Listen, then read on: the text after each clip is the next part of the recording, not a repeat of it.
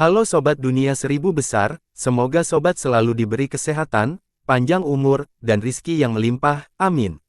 Sebelum masuk ke alur ceritanya, jangan lupa dukung channel ini ya dengan klik subscribe, like, komen, dan share, terima kasih.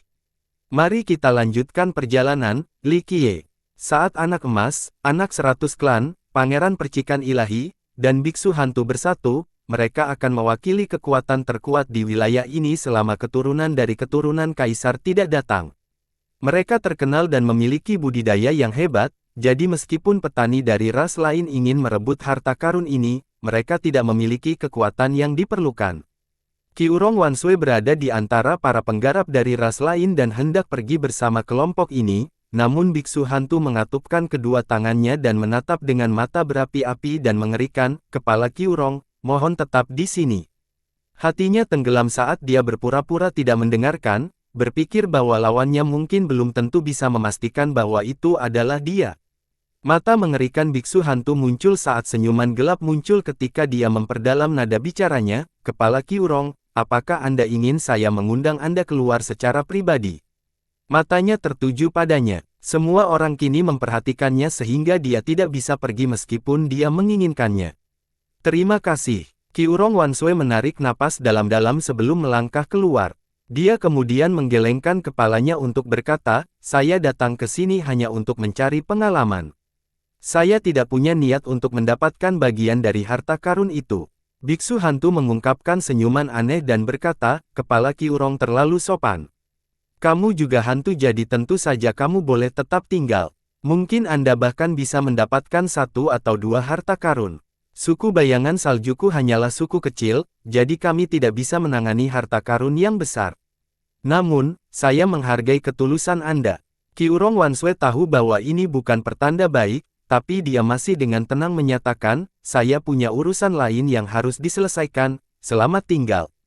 Namun, saat dia berbalik untuk pergi, pangeran percikan ilahi muncul dan menghalanginya. Dia mencibir dan menyatakan, "Meninggalkan bukanlah hal yang mustahil, tapi suruh Li Qiye datang ke sini untuk menyambutmu." Sang pangeran telah ditampar beberapa kali oleh Li Qiye dan kehilangan muka. Bagaimana mungkin dia tidak berusaha membalas dendam ini? Meskipun pendukungnya, anak jahat serangga hantu, tidak ada di sini, dia yakin bahwa kawanannya saat ini dapat menangkap Li Qiye jika Li Qiye datang ke sini. Kemudian, sang pangeran bisa menghilangkan rasa malunya. Semua orang memandangnya karena mereka semua tahu dia adalah rekan Li Qiye. Terlebih lagi, mereka adalah orang pertama yang datang ke sini, tiba sebelum orang lain. Pangeran ingin menahannya bukan hanya untuk membalas dendam pada Li Qiye, tetapi juga untuk mengetahui kabar darinya. Pada akhirnya, Qi Urong Wanshui masih menjadi kepala suku sehingga dia bisa tetap tenang dalam situasi yang buruk. Dia berbicara tanpa panik dengan nada yang dalam, "Pangeran percikan ilahi, saya tidak mengerti maksudmu. Tidak ada dendam di antara kita. Meskipun aku tidak menentangmu, aku menentang Li Qiye." Sang pangeran mencibir, "Kamu pergi bersama Li Qiye sedang mendekati kematian. Kepala Qi Urong, saya percaya Anda dapat mengirim pesan ke Li Qiye." Anak 100 klan juga menyela sambil tersenyum, "Mengapa kamu tidak tinggal di sini sekarang dan menunggu untuk melihat harta karun itu muncul? Lalu kamu bisa menyuruh Li Qiye untuk datang dan menjemputmu juga. Apakah itu tidak masalah bagimu?" Qi Urong Wanshui bergidik di dalam. Jelas sekali bahwa kelompok ini telah membentuk aliansi tidak hanya untuk menemukan harta karun di tempat ini, tetapi juga untuk memasang jebakan bagi Li Qiye setelah memberikan umpan. Para penggarap yang diusir dari oasis hanya melihat dari kenyamanan. Mereka tidak mengenal Qi Urong Wanshui jadi wajar saja mereka tidak akan mengambil tindakan untuk membantu. Adapun para penggarap di dalam oasis, mereka semua berada di pihak pangeran percikan ilahi, jadi mereka pasti tidak akan membantu. Terkepung, Qi Urong Wanshui tahu bahwa apapun yang dia lakukan akan membawa bencana. Dia menarik napas dalam-dalam dan menenangkan kepalanya untuk berkata, "Saya khawatir Anda menemukan orang yang salah. Sejak kami tiba di sini, rekan Daois Li dan saya berpisah. Saya tidak tahu mana dia saat ini. Terlebih lagi, kami hanyalah kenalan jadi saya tidak punya cara untuk memberi tahu dia." Meskipun Qi Urong Wanshui memang bisa menghubungi Li Qiye, dia tidak berharap bangsawan mudanya datang ke tempat ini. Jika Li Qiye datang untuk menyelamatkannya dari lokasi bersama pangeran dan kebohongannya serta beberapa ribu ahli hantu, itu sama saja dengan melompat ke dalam jebakan. Tidak peduli seberapa kuatnya dia, kemungkinan besar dia tidak akan bisa menghadapi begitu banyak ahli hantu yang bekerja sama. Hah, Ketua Qiurong, jika Anda tidak membantu kami, saya khawatir kami tidak dapat membantu Anda. Biksu hantu menampilkan senyuman gelap dan melanjutkan, kamu juga adalah kepala suku hantu, jadi kamu harus tahu bahwa kami anggota ras hantu harus bersatu dan harus menyebarkan hama seperti semut manusia itu. Ketua Qiurong, meskipun kamu tidak mempercayainya sendiri, kamu tetap harus mempertimbangkan suku bayangan salju. Golden Child perlahan mengutarakan ancaman yang tidak berperasaan. Mereka jelas-jelas berusaha mengintimidasinya. Banyak yang merinding setelah mendengar ini karena mereka tahu bahwa perkataan Golden Child bukan hanya tidak berdasar dan berlebihan. Ekspresi Qiurong Wanshui sangat berubah. Sukunya hanyalah sebuah klan kecil, ia tidak dapat mencapai puncak atau bahkan mendekatinya. Namun, suku suci 100 tulang adalah klan besar yang terkenal. Meski bukan keturunan kaisar, ia adalah monster raksasa. Salah satu jarinya cukup untuk menghancurkan suku bayangan salju dengan mudah. Dia tahu konsekuensinya, tapi dia masih menarik napas dalam-dalam dan menjawab dengan suara yang dalam dan tenang, saya tidak memiliki hubungan dengan rekan Daois Li. Jika sukumu ingin menghancurkan suku bayangan salju milikku, maka tidak ada lagi yang perlu kukatakan. Meski kami hanya klan kecil, kami bukannya tidak berdaya. Kami tidak akan pernah menyerah pada menanyakanmu. Dia telah memutuskan untuk tidak menempatkan Li Qiye dalam situasi berbahaya. Retorikanya yang kuat membuatnya mendapatkan banyak rasa hormat dari para tetangga muda dari ras lain. Suku kecil seperti suku bayangan salju tidak bisa melawan raksasa seperti suku suci 100 tulang. Bahkan kekuatan besar lainnya di perbatasan Nether tidak akan mau macam-macam dengan suku ini karena ini adalah wilayah ras hantu. Seseorang harus menunjukkan pengendalian diri ketika berhadapan dengan mereka. Terlebih lagi, sekutu tersebut menunjukkan bahwa bukan hanya suku suci yang bekerja di sini. Suku kecil seperti suku bayangan salju lebih lemah dari semut seekor dalam menghadapi kebohongan ini.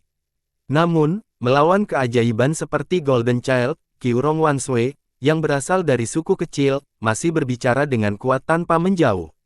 Alhasil, banyak orang yang mengagumi keberaniannya. Mengapa membuang-buang waktu berbicara dengannya? Pangeran Percikan Ilahi memandangi kecemerlangan yang semakin terang dari danau dan dengan tidak sabar berkata, tangkap saja dia. Lalu, kita akan melihat apakah ada harta karun yang akan keluar dari danau ini atau tidak. Kepala Qiurong, jika Anda memilih untuk tidak masuk akal, maka kami tidak punya pilihan selain meminta Anda untuk tinggal di sini sebagai tamu. Dibandingkan dengan keagresifan Pangeran Percikan Ilahi dan sikap tidak berperasaan anak emas, anak 100 klan memiliki sikap yang jauh lebih baik. Ekspresi Qiurong Wanshui menjadi gelap. Dia tahu bahwa dia tidak akan bisa melarikan diri hari ini. Saat anak 100 klan hendak mengambil tindakan, sebuah suara malas terdengar dari jauh, oh. Anda ingin menyandera orang-orang saya. Apakah kamu meminta izinku? Semua orang tidak bisa menahan diri untuk tidak melihat ke arah suara itu dan menemukan bahwa Li Qiye dengan cepat mendekat. Dalam sekejap mata, dia sudah mencapai oasis. Setiap orang memiliki reaksi berbeda terhadap kedatangannya. Generasi berikutnya yang sengit telah datang. Mo Lidao dikenal sebagai pria ganas di jauh awan bagian selatan, jadi Li Qiye dikenal sebagai fierce setelah mencapai Mo Lidao sampai mati. Bangsawan muda, Qiurong Wanshui senang sekaligus takut melihatnya. Dia senang melihat Li Qiye, tapi dia takut karena sekutunya sudah siap menghadapinya sehingga dia berada dalam situasi genting. Qiurong Wanshui dengan cepat menyipkan matanya, memberi isyarat agar dia pergi sesegera mungkin karena Pangeran Percikan Ilahi telah mengumpulkan ribuan ahli di sini untuk merawatnya. Li Qiye tersenyum dan perlahan berjalan menuju oasis tanpa mempedulikan persekutuan besar. Dia kemudian perlahan berbicara, sekelompok pria menindas seorang wanita, apakah ini menghormati ras hantu Anda? Li, kamu datang tepat pada waktunya, kata Pangeran Percikan Ilahi sambil manisnya gigi.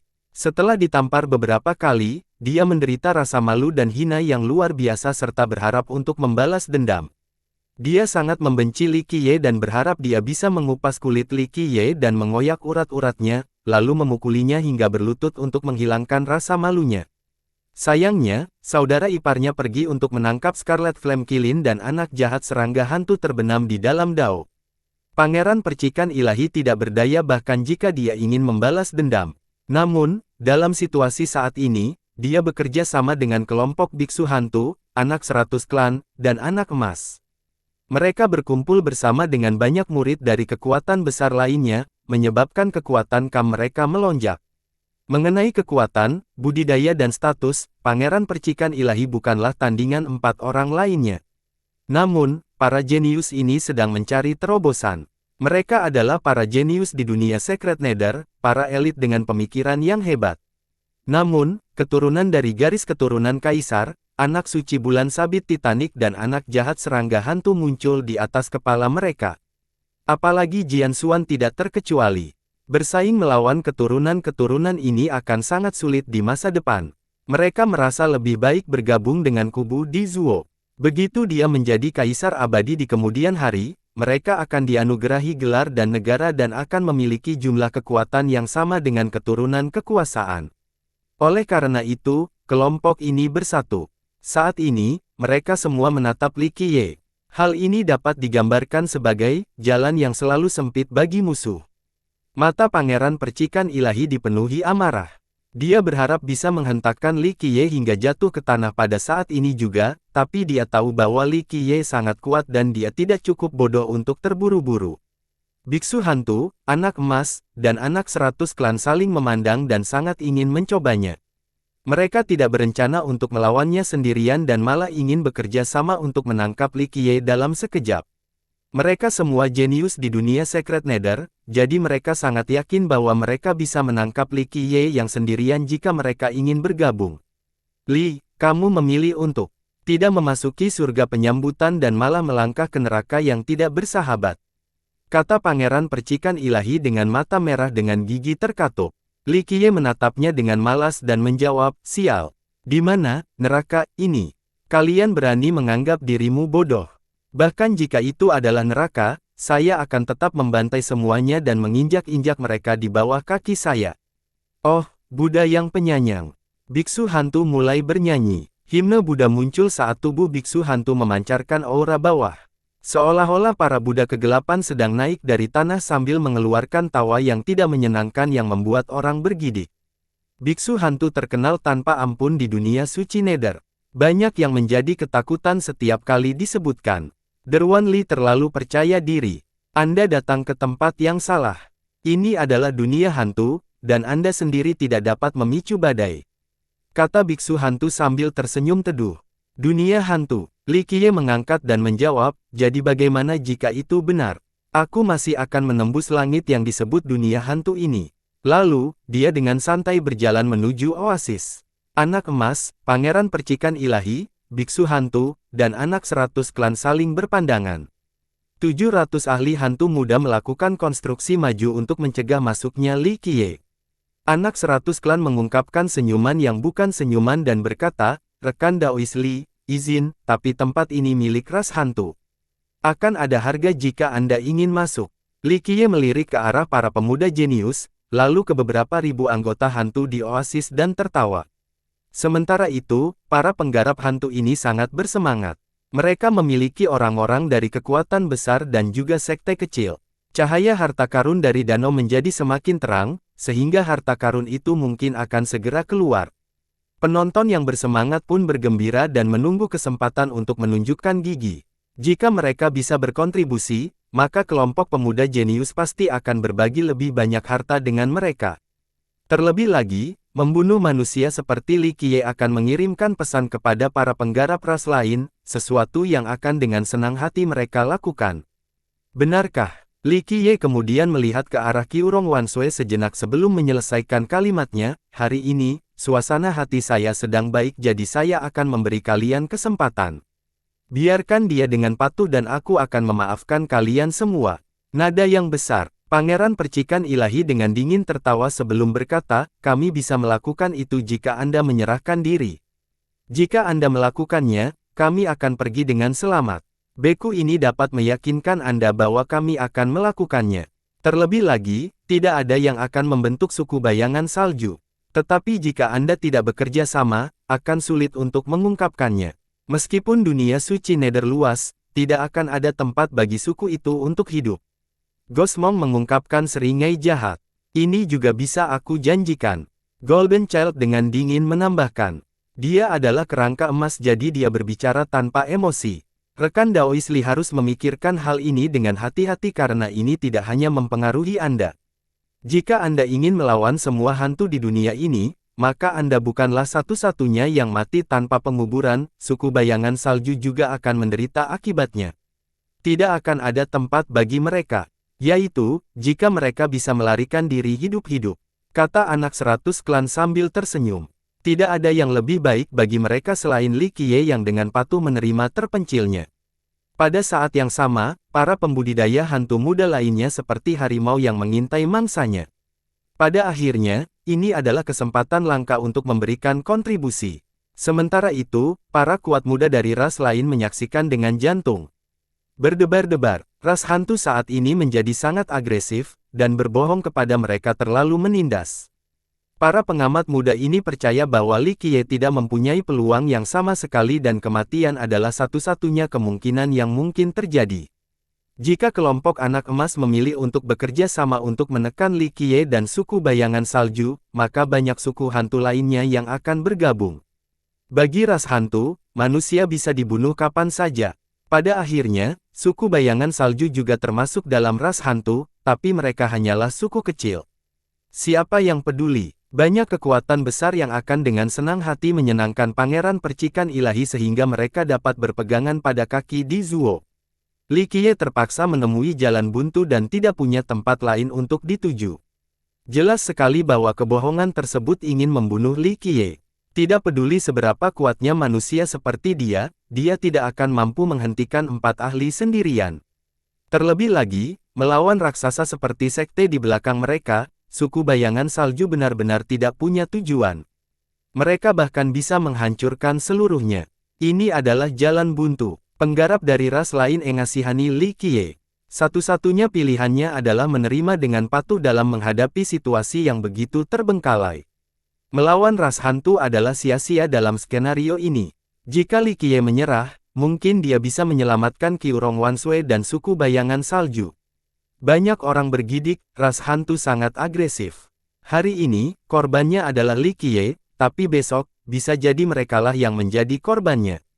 Namun, mereka tidak berdaya dan tidak bisa berbuat apa-apa. Di luar awan jauh bagian selatan, dunia suci Nether adalah milik hantu. Jadi aku tidak punya pilihan lain selain menyerah. Li Qiye mendengus dan bertanya, entah itu untuk dirimu sendiri atau untuk ketua Qiurong, pilihan terbaik rekan Daois Lee adalah menyerah sekarang. Kami akan memberikan kematian yang damai jika kamu menyerah dengan sukarela. Anak 100 klan berevolusi, semut manusia, menyerah. Para pemburu hantu muda di oasis semuanya berteriak. Jangan tunjukkan belas kasihan jika dia berani melawan. Ya, siapapun yang menentang ras hantu kita akan mati tanpa dikuburkan. Membantai seluruh klan mereka. Banyak pemburu hantu muda yang berteriak-teriak setelah terinfeksi oleh atmosfer ini. Mereka semua merasa bahwa Li Qiye adalah seekor ikan di atas talenan saat mereka memegang pisaunya. Dengan tekanan yang sangat kejam, mereka menyaksikan perjuangan Li Qiye sebelum kematian yang tak terelakkan. Pangeran percikan ilahi merasakan sensasi kenikmatan melihat Li Qiye yang terpojok. Li, ini belum terlambat. Kemarilah dan bersujud di hadapanku untuk meminta maaf. Mohon ampun padaku. Dengan lingkungan yang begitu kuat, sang pangeran sangat yakin bisa menangkap Li Qiye. Dengan ekspresi pucat, Qiurong Wanshui buru-buru menenangkan dan mendesak, bangsawan muda, jangan. Meskipun dia mencoba melarikan diri, anak 100 klan menghalangi mundurnya. Li Qiye tersenyum lebar saat dia melihat ke arah semua orang sambil perlahan menyatakan, hari ini, suasana hatiku cukup baik. Sayangnya, beberapa orang buta. Li Qiye mengatakan yang sebenarnya.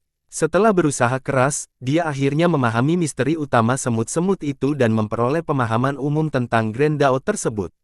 Dia kemudian memperoleh perspektif baru tentang kerangkanya. Panen yang tak tertandingi membuat suasana hati sangat baik, tetapi para jenius muda yang tidak mengetahui kehidupan dari kematian ini merusaknya. Mengancamku. Li Qiye membukakan matanya. Dia kemudian mengalihkan perhatian ke semua hantu dan menyatakan sambil tersenyum, jika kalian menyukai ancaman, maka saya akan memberi kalian dua pilihan. Kamu bisa nyahlah, selagi ayahmu masih dalam suasana hati yang baik. Kalau tidak, aku akan membunuh kalian semua dan mewarnai tanah ini menjadi merah.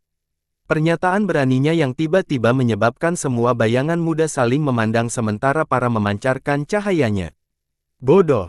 Pangeran Percikan Ilahi tertawa bahak dan berkata, kamu masih tertidur begitu bombastis sebelum kematianmu.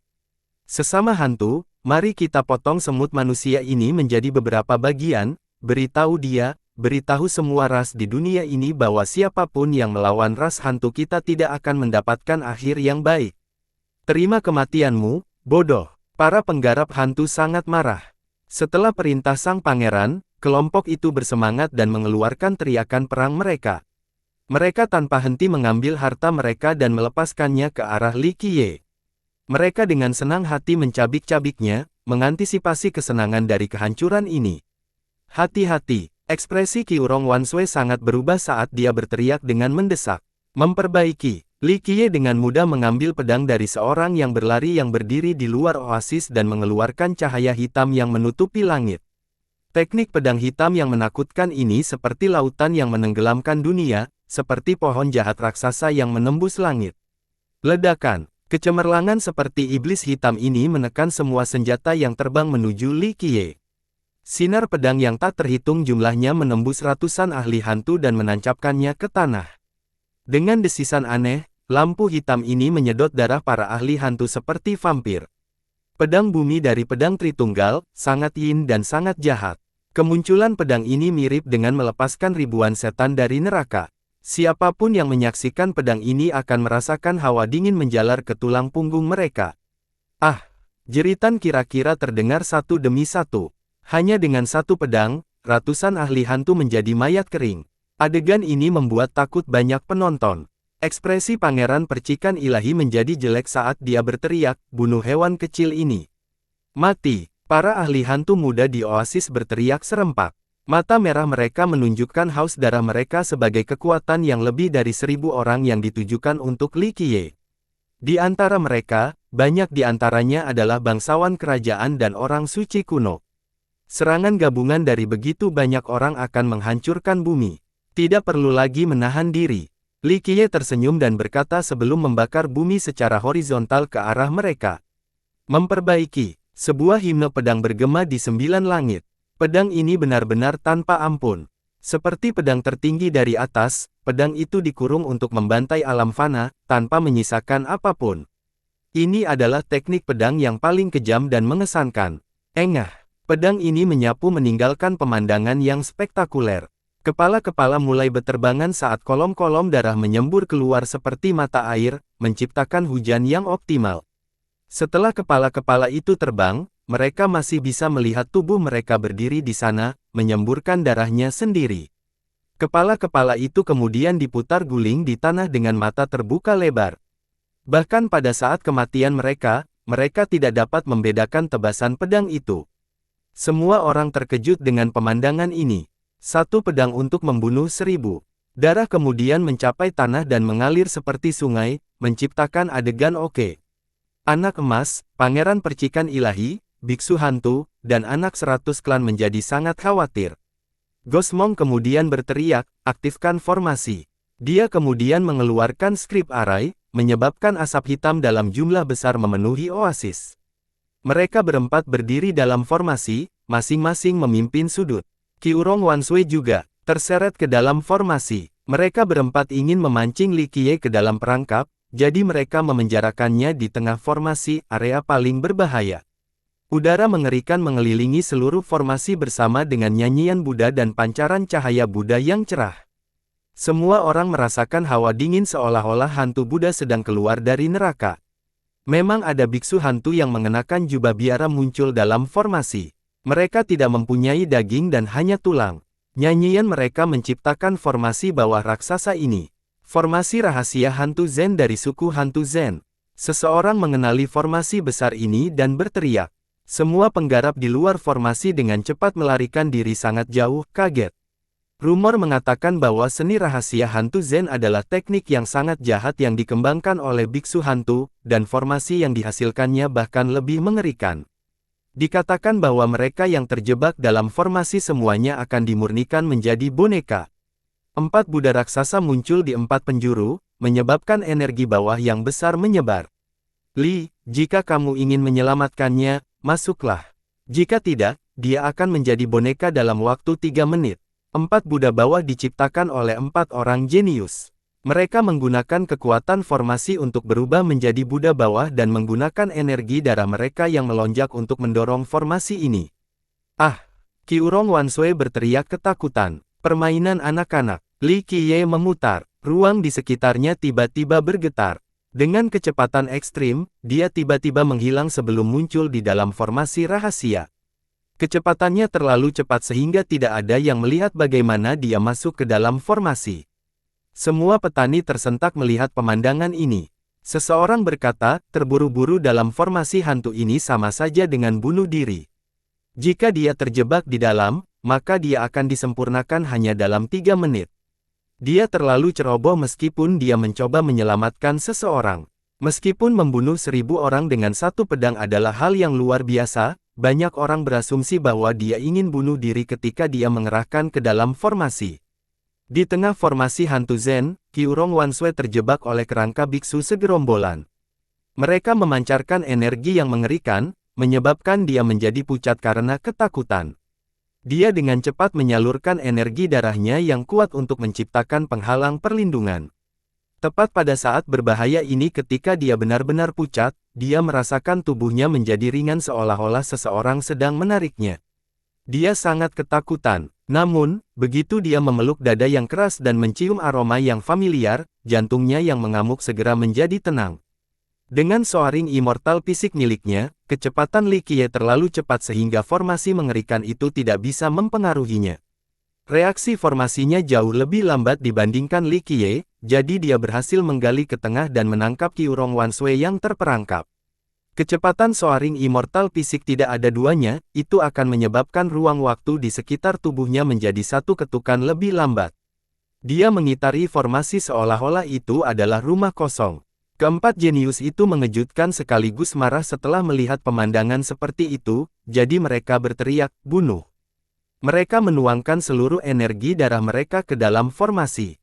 4 Buddha bawah menyegel langit saat aura mengerikan yang mematikan turun. Namun, Li Qiye berdiri di tengah-tengah formasi tanpa niat untuk melarikan diri. Dia berbicara dengan serius kepada Qiurong Wanshui, pegang erat-erat. Kemudian, dia menginjak tanah dengan keras. Qiurong Wanshui mendengarkan dan memeluknya erat. Ada rasa aman yang belum pernah terjadi sebelumnya saat dia memeluk pinggang bangsawan mudanya. Pada detik ini, fisik batin penekan neraka memancarkan cahaya terang. Hukum universal seperti sutra yang tak terhitung jumlahnya melayang di sekitar saat fisiknya tidak terganggu. Langit ditutupi oleh kaki raksasa Li Qiye. 9 langit runtuh dan banyak sekali bintang hancur. Bahkan bumi yang lebih luas pun tidak akan mampu menahan hentakan yang begitu mengerikan itu. Hentakan ini sama beratnya dengan 9 dunia dan gunung-gunung yang tak terhitung banyaknya di dalamnya, ia mampu meruntuhkan pemandangan alam dan menghancurkan segala sesuatu di dunia ini. Ledakan. Setelah ledakan yang memekakkan telinga, hentakan ini turun dan menghancurkan keempat Buddha bawah menjadi potongan-potongan kecil yang tersebar di langit. Kelompok 4 jenius diledakkan dari formasi rahasia hantu Zen oleh kekuatan yang kuat ini. Gemuruh. Lebih banyak ledakan terjadi bersamaan dengan suara patah tulang. Semua biksu kerangka dalam formasi hancur total. Akhirnya, ledakan lain terdengar saat seluruh formasi runtuh. Keempatnya tersebarnya darah ke langit setelah tersingkir dari formasi. Sebelum mereka bisa mencapai tanah, Li Qiye, dengan kecepatan 10 kali lebih cepat dari kilat, telah mencapai mereka. Korban pertama adalah Ghost Monk. Sebelum dia bisa bereaksi terhadap kemunculan tiba-tiba Li Qiye, dia sudah ditendang hingga terbang. Yang kedua adalah anak 100 klan. Dia terkejut setelah melihat situasi Ghost Monk, tapi sudah terlambat. Dengan soaring immortal fisik, Li Qiye menekan kepalanya dengan jari. Yang ketiga adalah anak emas. Dia ketakutan dan ingin mengambil harta karun. Namun, dengan suara pecah, tulangnya langsung hancur. Semuanya berakhir. Pada saat siapapun menyadari apa yang telah terjadi, Li Qiye sudah mencengkeram leher Divine Spark Prince di udara. Ah! Pada saat ini, teriakan ngeri Gosmong akhirnya keluar. Dia menghantam tanah dengan keras karena tendangannya dan berubah menjadi akumulasi daging dan darah, menodai tanah. Jeritannya sebelum kematiannya bergema sampai ke awan biru. Anak 100 klan bahkan tidak sempat berteriak sejak kepalanya ditembus, tubuhnya jatuh rata ke tanah. Kerangka emas Golden Child pecah menjadi pecahan yang tak terhitung banyaknya, dia juga tidak punya kesempatan untuk berteriak. Biksu hantu diratakan, tubuh anak 100 klan terjatuh, anak emas hancur, dan pangeran percikan ilahi tergantung di udara pada bagian yang terpengaruh. Semua ini terjadi dalam sekejap seolah-olah empat Li Qiye menyerang mereka berempat secara bersamaan. Pangeran juga tidak bisa bereaksi tepat waktu. Baru setelah dia mendengar melontarkan melengking dari biksu hantu, dia menyadari bahwa dua orang lainnya telah tewas. Dia kaget dan kesal karena ketakutan karena dia hampir tidak bisa mempercayainya. Fisik ketuhanan yang menekan neraka dan fisik keabadian yang melonjak, kombinasi keduanya tak terkalahkan. Meskipun soaring immortal fisik milik Li Qiye masih belum mencapai penyelesaian minor, kematian fisiknya tidak akan bertahan lama lagi. Terjadinya menakutkankah kedua fisik abadi ini ketika digunakan bersama? Berat absolut dikombinasikan dengan kecepatan absolut menghasilkan kekuatan yang menghancurkan segalanya. Tubuh Li Qiye adalah senjata paling ampuh. Terlebih lagi, dengan kecepatan tercepat di dunia, tidak ada yang bisa mengejar atau menghentikan soaring immortal fisik. Li Qiye tidak memerlukan prestasi hukum yang sama sekali. Tubuhnya saja sudah cukup untuk membunuh musuh-musuhnya.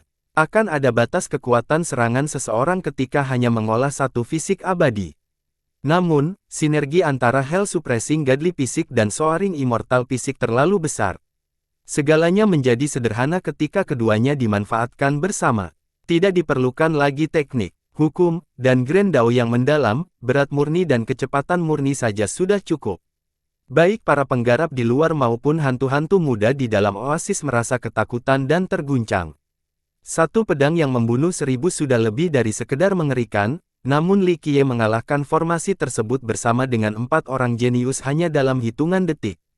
Di antara mereka, Pangeran Percikan Ilahi lebih lemah, namun 3 lainnya adalah penguasa kecil di tahap pencapaian besar. Namun, rahasia dan pencapaian besar penguasa kecil berubah menjadi ketiadaan dalam sekejap. Qiurong Wanshui membeku, dia tahu bahwa Li Qiye sangat kuat, tetapi tidak sampai sejauh ini. Menyelesaikan prestasi seperti itu berarti kekuasaan tidak berada dalam batas-batas wilayah penguasa kecil. Sebelumnya, dia khawatir karena dia mengira dia tidak bisa melawan 4 lawan. Tapi sekarang, dia tahu bahwa kekhawatirannya tidak diperlukan. Semua orang berpikir bahwa Li Qiye akan mati dalam formasi Gosmong. Bagaimanapun, itu adalah formasi yang terkenal dan mematikan. Begitu terjebak di dalam, siapapun akan berubah menjadi boneka dalam waktu 3 menit. Dengan penguasa kecil yang memimpin dan menggerakkan formasi, apalagi penguasa kecil, bahkan penguasa besar pun tidak akan mampu menerobos formasi dalam waktu yang ditentukan. Oleh karena itu, Li Qiye yang secara tidak hati-hati memaksa masuk ke dalam formasi yang dianggap bunuh diri, 3 menit terlalu singkat. Namun, Li Qiye tidak membutuhkan 3 menit. Tidak, dia bahkan tidak memerlukan 3 detik. Hanya dengan satu kaki, seluruh formasi hancur seketika, pemandangan ini terlalu mengesankan. Menghancurkan suatu formasi tanpa kemahiran, teknik, atau bahkan pemikiran yang sama sekali. Dia menggunakan kekuatan absolut untuk menghancurkannya dengan cara paling langsung, sederhana, dan brutal. Ini juga merupakan cara tersulit untuk menghancurkan formasi karena membutuhkan kekuatan puluhan kali lebih besar dari formasi. Namun, persyaratan ini tidak ada apa-apanya di hadapan fisik ketuhanan yang menekan neraka. Ia memiliki persediaan energi darah yang tak ada habisnya dari 9 celestial dan istana takdir, yang memungkinkan fisiknya memanfaatkan kondisi puncaknya. Cara seperti itu merupakan seni kebrutalan. Langsung, sederhana, dan mengintimidasi hati penonton. Pada saat ini, waktu berhenti. Divine Spark Prince bagaikan ikan yang keluar dari udara, diangkat tinggi-tinggi oleh Li Qiye saat matanya memutih. Momen ini adalah lukisan beku, pemandangan yang akan terpatri di benak banyak orang seumur hidup. Pangeran Percikan Ilahi berjuang untuk melepaskan diri, tapi dia tidak bisa bergerak karena cengkeraman kuat Li Qiye di sekelilingnya. Matanya menjadi lebih putih karena dia akan mati lemas. Namun, dia mengerahkan kekuatan terakhirnya untuk menghirup udara lagi. Hatinya tenggelam karena ketakutan saat air kencing menetes ke celananya. Ini adalah pertama kalinya dia begitu dekat menghadapi kematiannya sendiri, pertama kali dia merasa hidupnya berada dalam pelukan orang lain. Kamu tidak bisa melakukan ini padaku. Pangeran Percikan Ilahi berjuang untuk mengucapkan, saudara. Kakak iparku adalah Tuan Di Zuo. Kamu tidak dapat melakukan ini kepadaku.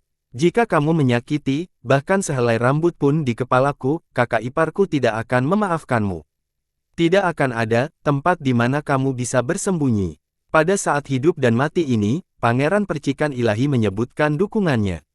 Mungkin hanya gengsi kakak iparnya yang bisa menyelamatkannya. Semua orang menahan napas. Meskipun cukup berpura-pura memberikan dukungan untuk menakut-nakuti seseorang, bagi sang pangeran, Di Zuo adalah satu-satunya harapannya saat ini. Ketenaran Di Zuo bagaikan guntur di telinga seseorang. Ini adalah salah satu dari 3 pahlawan yang berasal dari tahta tulang segudang, seseorang dengan lingkaran cahaya indah di sekitarnya. Nama Di Zuo dipenuhi dengan kekuatan misterius yang menyebabkan semua pendengar menjadi sangat waspada. Di dunia suci Nether, tidak ada kekuatan atau individu besar yang tidak akan memberikan wajahnya. Bahkan keturunan yang kuat pun tidak akan berani menyakiti karakter seperti itu. Di Zuo bagaikan matahari terbit, dia memiliki masa depan cerah sebagai kandidat paling menjanjikan untuk menjadi kaisar abadi dunia suci Nether di masa depan. Dan bahkan jika dia tidak menjadi seorang kaisar, dia pasti bisa membentuk negara atau memperoleh anugerah ilahi sambil mencapai puncak tertinggi.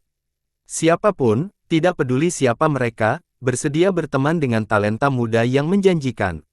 Pangeran Percikan Ilahi adalah adik iparnya, jadi tidak peduli betapa buruknya dia, banyak orang akan menunjukkan wajahnya untuk menghormati Di Zuo. Semua orang penasaran ingin melihat apa yang akan dilakukan Li Qiye. Jika dia membunuh sang pangeran, maka dia pasti akan melawan Di Zuo. Adik iparmu, Li Qiye bertanya dan bertanya, Di Zuo, keturunan dari tahta tulang segudang. Pangeran Percikan Ilahi dengan cepat meraih jerami rumput yang mampu menyelamatkan nyawanya, ya. Di Zuo adalah saudara iparku, kaisar abadi muda yang tak terkalahkan. Oh, seorang kaisar abadi muda, sungguh luar biasa. Li Qiye mengaguminya sambil tersenyum. Kalau begitu, jadilah pintar dan biarkan aku pergi. Divine Spark Prince mengira Li Qiye takut akan berteman dengan saudara iparnya, jadi dia memberanikan diri dan membuat ancaman melalui masalah saat ini, sekarang.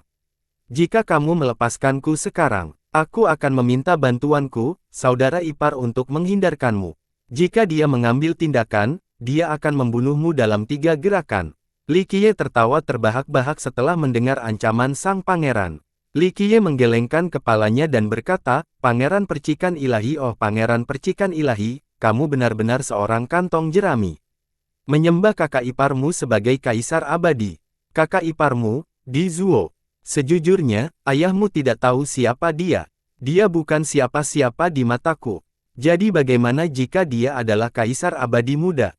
Bahkan kaisar abadi sejati pun tidak akan mampu menakuti ayahmu, jadi Di Zuo bukanlah apa-apa. Semua orang terkejut tak percaya. Sedikit sekali orang di seluruh dunia suci Nether yang berani mengucapkan kata-kata ini. Apalagi orang jenius yang paling jahat pun tidak akan mengutarakannya. Namun sekarang, anak manusia ini sombong sampai-sampai tidak menaruh perhatian pada Di Zuo. Kesombongan dan gaya mendominasi seperti ini sangat jarang terjadi di dunia ini. Kamu, Pangeran Percikan Ilahi terkejut. Dengan kulit yang sangat pucat, dia berteriak, kamu, saudara iparku. Oke, aku bosan mendengarkan kata-kata ini. Aku akan mengirimmu pergi sekarang. Jari-jari Li Qiye terjepit setelah dia berbicara sambil tersenyum, menimbulkan suara patah tulang. Pangeran Percikan Ilahi meninggal tanpa sempat berteriak karena matanya masih terbuka lebar. Li Qiye membuang mayatnya ke tanah seolah-olah itu adalah sampah. Sang pangeran tidak percaya bahwa Li Qiye benar-benar akan membunuh, bahwa menandai saudara iparnya tidak cukup untuk menakut-nakuti manusia junior. Tentu saja, ini terjadi ketika dia masih hidup. Daerah itu menjadi begitu sunyi sehingga terdengar suara jarum yang mengenai lantai. Tubuh Pangeran Percikan Ilahi terbaring di sana dengan tenang dengan matanya yang masih penuh rasa tidak percaya. Sangat mengejutkan, Li Qiye benar-benar meremukkan tenggorokannya di depan semua orang. Ini adalah deklarasi perang terhadap Di Zuo. Tidak peduli seberapa baik hati Di Zuo, dia tidak akan membiarkan seseorang membunuh adik iparnya di depan begitu banyak orang. Belati telah ditarik antara Di Zuo dan Li Qiye, dan hanya pada saat kematian perseteruan ini akan berakhir. Banyak yang merinding memikirkan hal ini, setelah pertarungan terakhir Di Zuo, tak seorang pun berani-berani atau menantangnya lagi. Tapi sekarang, seorang anak manusia melakukan sesuatu yang tidak pernah berani dibayangkan oleh siapapun sebelumnya. Li Qiye berbalik dan melihat ke arah para penggarap hantu muda di oasis, sambil berkata, adakah yang ingin mengatakan sesuatu tentangku? Li Qiye menyampaikan dan berkata dengan santai, tolong, saya adalah pendengar yang baik yang menyambut semua saran. Para penggarap hantu yang tersisa sangat ketakutan. Orang jenius seperti kelompok anak emas hanyalah semut di hadapan Li Qiye, belum lagi mereka. Belum lama ini, mereka memandangnya sebagai seekor semut, namun sekarang mereka adalah semut sebelum dia. Bagaimana mereka bisa berkomentar, terutama tentang Li Qiye? Sebelumnya, sepertinya aku mendengar seseorang mengatakan bahwa mereka ingin menghancurkan suku bayangan salju. Maaf, tapi bagi yang berminat bisa mengirimkan pesan untuk saya. Saya tidak peduli apa suku Anda. Suku suci 100 tulang, suku hantu Zen, apapun. Jika seseorang berani menghancurkan suku bayangan salju, maka aku akan membantai mereka semua, bahkan singgasana tulang segudang.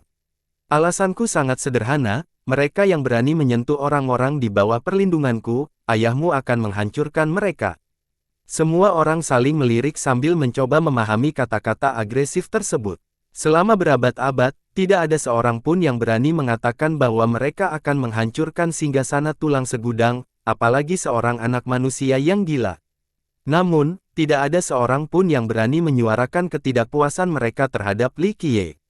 Pada akhirnya, teladan keempat orang jenius itu masih sangat segar dan tak terlupakan di benak mereka. Karena tidak ada yang berkomentar tentang saya, bubarlah. Saya yakin kalian akan dengan senang hati menyambut saya. Li Qiye bertanya sambil tersenyum lebar. Para pembudidaya hantu di oasis tiba-tiba menutup jalan keluar seperti lebah dari sarangnya. Saat pohon tumbang, monyet-monyet berhamburan. Mereka tidak ingin tinggal di tempat ini. Mereka hanya ingin menjauh dari monster ini sejauh mungkin. Li Qiye membawa Qiurong Wanshui ke danau sementara tidak ada yang berani menghentikannya. Bahkan jika harta karun akan segera keluar, para pembudidaya hantu ini tidak akan mau tinggal. Kehidupan mereka lebih berharga daripada harta karun. Para berkumpul dari ras lain melihat Li Qiye berjalan menuju danau saat cahayanya semakin terang. Beberapa jiwa diikuti di belakangnya menuju oasis. Mereka tidak berani memperebutkan harta karun itu melawan Li Qiye, namun mereka memiliki keingintahuan yang tidak didukung dan hanya ingin melihat harta karun apa yang akan keluar. Qiurong Wanshui dan Li Qiye mendekati danau yang terangnya sangat terang. Saat berdiri di samping danau, seseorang akan melihat cahaya terang yang mencapai seluruh oasis. Apakah ini akan keluar? Banyak orang yang menyelidiki di pinggir lapangan dan dengan penuh semangat bertanya, harta karun apa itu? Qiurong Wanshui tidak berpikir demikian karena danau itu menjadi semakin terang seiring dengan mendekatnya Li Qiye. Saat Li Qiye berada di sebelah danau, cahayanya menjadi menyilaukan. Hal ini membuatnya sadar bahwa tidak ada harta karun, cahaya itu dipancarkan karena Li Qiye. Meski cahaya di danau kecil ini menyilaukan, namun permukaannya tenang. Sepertinya harta karun tidak akan segera muncul. Seolah-olah dia mengetahui dugaannya, Li Qiye tersenyum dan berkata, ya, itu bukanlah harta karun atau semacamnya, itu karena ini. Li Qiye mengeluarkan sebuah benda yang tampak seperti jimat. Namun, itu bukanlah jimat, itu lebih seperti selembar kertas. Ada tanda yang tidak bisa dibaca oleh Qiurong Wanshui. Tampaknya sangat tua, seolah-olah telah bertahan bertahun-tahun. Kecemerlangan di danau menjadi lebih terang setelah Li Qiye mengeluarkan selembar kertas. Gelombang cahaya abadi melonjak ke langit seolah-olah ada benda abadi yang keluar. Golem batu muda dari klan kuno mengenali benda di tangan Li Qiye dan terlonjak kaget sebelum berteriak, itu. Itu adalah Prime Ominowski yang legendaris. Para peserta menyaksikan muda di kejauhan di belakangnya juga tercengang karena tidak percaya, apa? Kunci utama yang tidak menyenangkan. Prime Ominowski adalah sesuatu yang baru ditemukan dalam legenda, sangat sedikit yang benar-benar memahaminya dengan mata kepala sendiri. Dikatakan bahwa untuk membuka makam utama yang tidak menyenangkan, seseorang harus memiliki kuncinya. Banyak orang berasumsi bahwa itu pasti kunci untuk membuka gembok. Siapa sangka ternyata itu bukan dalam bentuk yang lebih tradisional melainkan selembar kertas. Semua orang mengetahui makna di balik kuburan karena ada peluang untuk memperoleh rahasia kehidupan abadi. Ini adalah sesuatu yang lebih berharga daripada menjadi kaisar abadi. Qiurong Wanshui tercengang. Pada saat ini, dia mengerti bahwa dia mendapatkan kunci dari master aliran leluhur. Li Qiye memegang kunci sambil mengeluarkan mantra, buka. Kuncinya memancarkan cahaya terang yang menyinari danau, menciptakan gelombang yang beriak. Danau itu juga menampilkan gambar. Ini adalah kerajaan besar dengan kuil dewa dan paviliun abadi yang jumlahnya sama banyaknya dengan kota para dewa. Bukankah itu kerajaan di langit? Seseorang berjanji, setelah dibangun oleh orang ini, semua orang melihat ke langit untuk membandingkan. Ternyata gambaran danau tersebut sebenarnya mencerminkan kerajaan di langit. Begitu orang menginjakkan kaki di daratan ini, banyak yang mencoba mencapai kerajaan misterius di langit, namun semuanya gagal meskipun telah menggunakan banyak metode. Bahkan para jenius seperti Titanic Crescent Saint Child dan Ghost Insect Evil Child gagal. Hal ini menimbulkan banyak pertanyaan dan menimbulkan sedikit rasa ingin tahu. Di kerajaan di langit ini, apa yang ada di dalamnya? Mungkinkah itu tempat tinggal para dewa? Beberapa orang curiga bahwa itu hanya ilusi, tetapi setelah banyak yang membuka pemandangan surgawi untuk melihat, mereka menemukan bahwa itu nyata. Hal ini kemudian menimbulkan pertanyaan bagaimana cara mencapainya karena kerajaan itu nyata. Kini, melihat pantulan kerajaan di danau ini, banyak petani muda yang tiba-tiba menyadari sesuatu. Mungkinkah danau ini menjadi kunci untuk mencapai kerajaan di langit? Salah satu dari mereka berspekulasi. Gemuruh. Pada saat banyak orang terkejut, sebuah platform muncul dari danau untuk melihat gerbang Dao raksasa. Sebuah tanda ajaib muncul di kunci di tangan Li Qiye. Dia segera memeluk Qiurong Wanshui dan berteriak, pergi. Saat kata-kata itu keluar, gerbang Dao menyedot mereka berdua. Mereka yang mengikutinya menjadi tercengang. Seseorang yang berhasil bereaksi dengan sangat cepat mengejar Li Qiye sehingga dia juga bisa sampai ke kerajaan di langit. Namun, dia terpesona oleh platform Dao dan tidak bisa mendekat. Tepat ketika orang lain mendekat, platform Dao perlahan tenggelam kembali ke dalam danau sementara gerbang Dao juga menghilang. Sayang sekali, semua orang menghentakkan kaki mereka dengan penyesalan. Mereka semua melewatkan kesempatan sekali seumur hidup. Mungkin kerajaan di langit adalah tempat yang berisi gunung harta karun, gumam seseorang. Semua orang merasa ini masuk akal. Rumor mengatakan bahwa gunung harta karun itu tidak pernah ditemukan bahkan setelah beberapa generasi. Mau tidak mau mereka menjadi sangat iri pada Li Qiye ketika pemikiran ini muncul di benak mereka. Ketika Qiurong Wanshui mendapatkan kembali penglihatannya, dia menyadari bahwa mereka berdua telah dipindahkan ke lokasi lain. Di sini, dia merasa dirinya melayang karena tubuhnya seringan bulu. Rasanya seperti dia akan naik. Qiurong Wanshui melihat sekeliling dan menemukan dirinya berada di tengah-tengah kerajaan emas kuno. Semuanya ditutupi oleh cahaya ajaib. Tempat ini sangat besar dan memiliki banyak kuil kuno. Kuil-kuil ini sangat besar, beberapa bahkan lebih besar dari kota. Saat ini, Li Qiye dan Qiurong Wanshui berdiri di depan alun-alun kuil kuno. Alun-alun itu kosong, namun ukurannya yang luas membuat orang lain mengira mereka hanyalah semut, tidak berarti apa-apa, seperti setitik debu. Kuil kuno ini sangat besar sehingga orang tidak dapat melihat semuanya. Seolah-olah kuil ini adalah kota raksasa. Li Qiye membawa Qiurong Wanshui menuju kuil raksasa ini. Mereka berjalan cukup lama dan akhirnya semakin dekat. Di sini, Qiurong Wanshui memperhatikan ada formasi besar di depan kuil kuno. Lebih tepatnya, itu adalah upacara yang luar biasa. Banyak harta karun ditempatkan di atas platform Dao ini. Setelah melihat dengan cermat, dia menyadari bahwa beberapa harta karun di orang sangat familiar. Dia pernah melihatnya di peletangan penyadapan peti mati Im, itu adalah harta yang menjanjikan orang lain ke Im. Benar sekali, Im sedang duduk dalam pose merenung di platform Dao seolah-olah dia sedang kesurupan. Semua harta karun yang tertanam di platform memancarkan gelombang cahaya abadi yang nyata dan hidup yang melintasi tanda hingga memasuki tubuh Im. Setelah menembakkan lampu-lampu ini, cahaya harta karun meredup seolah-olah mereka telah kehilangan keilahiannya. Dia kemudian mengerti bahwa dia memperdagangkan dan mengumpulkan harta karun dari Necropolis untuk digunakan.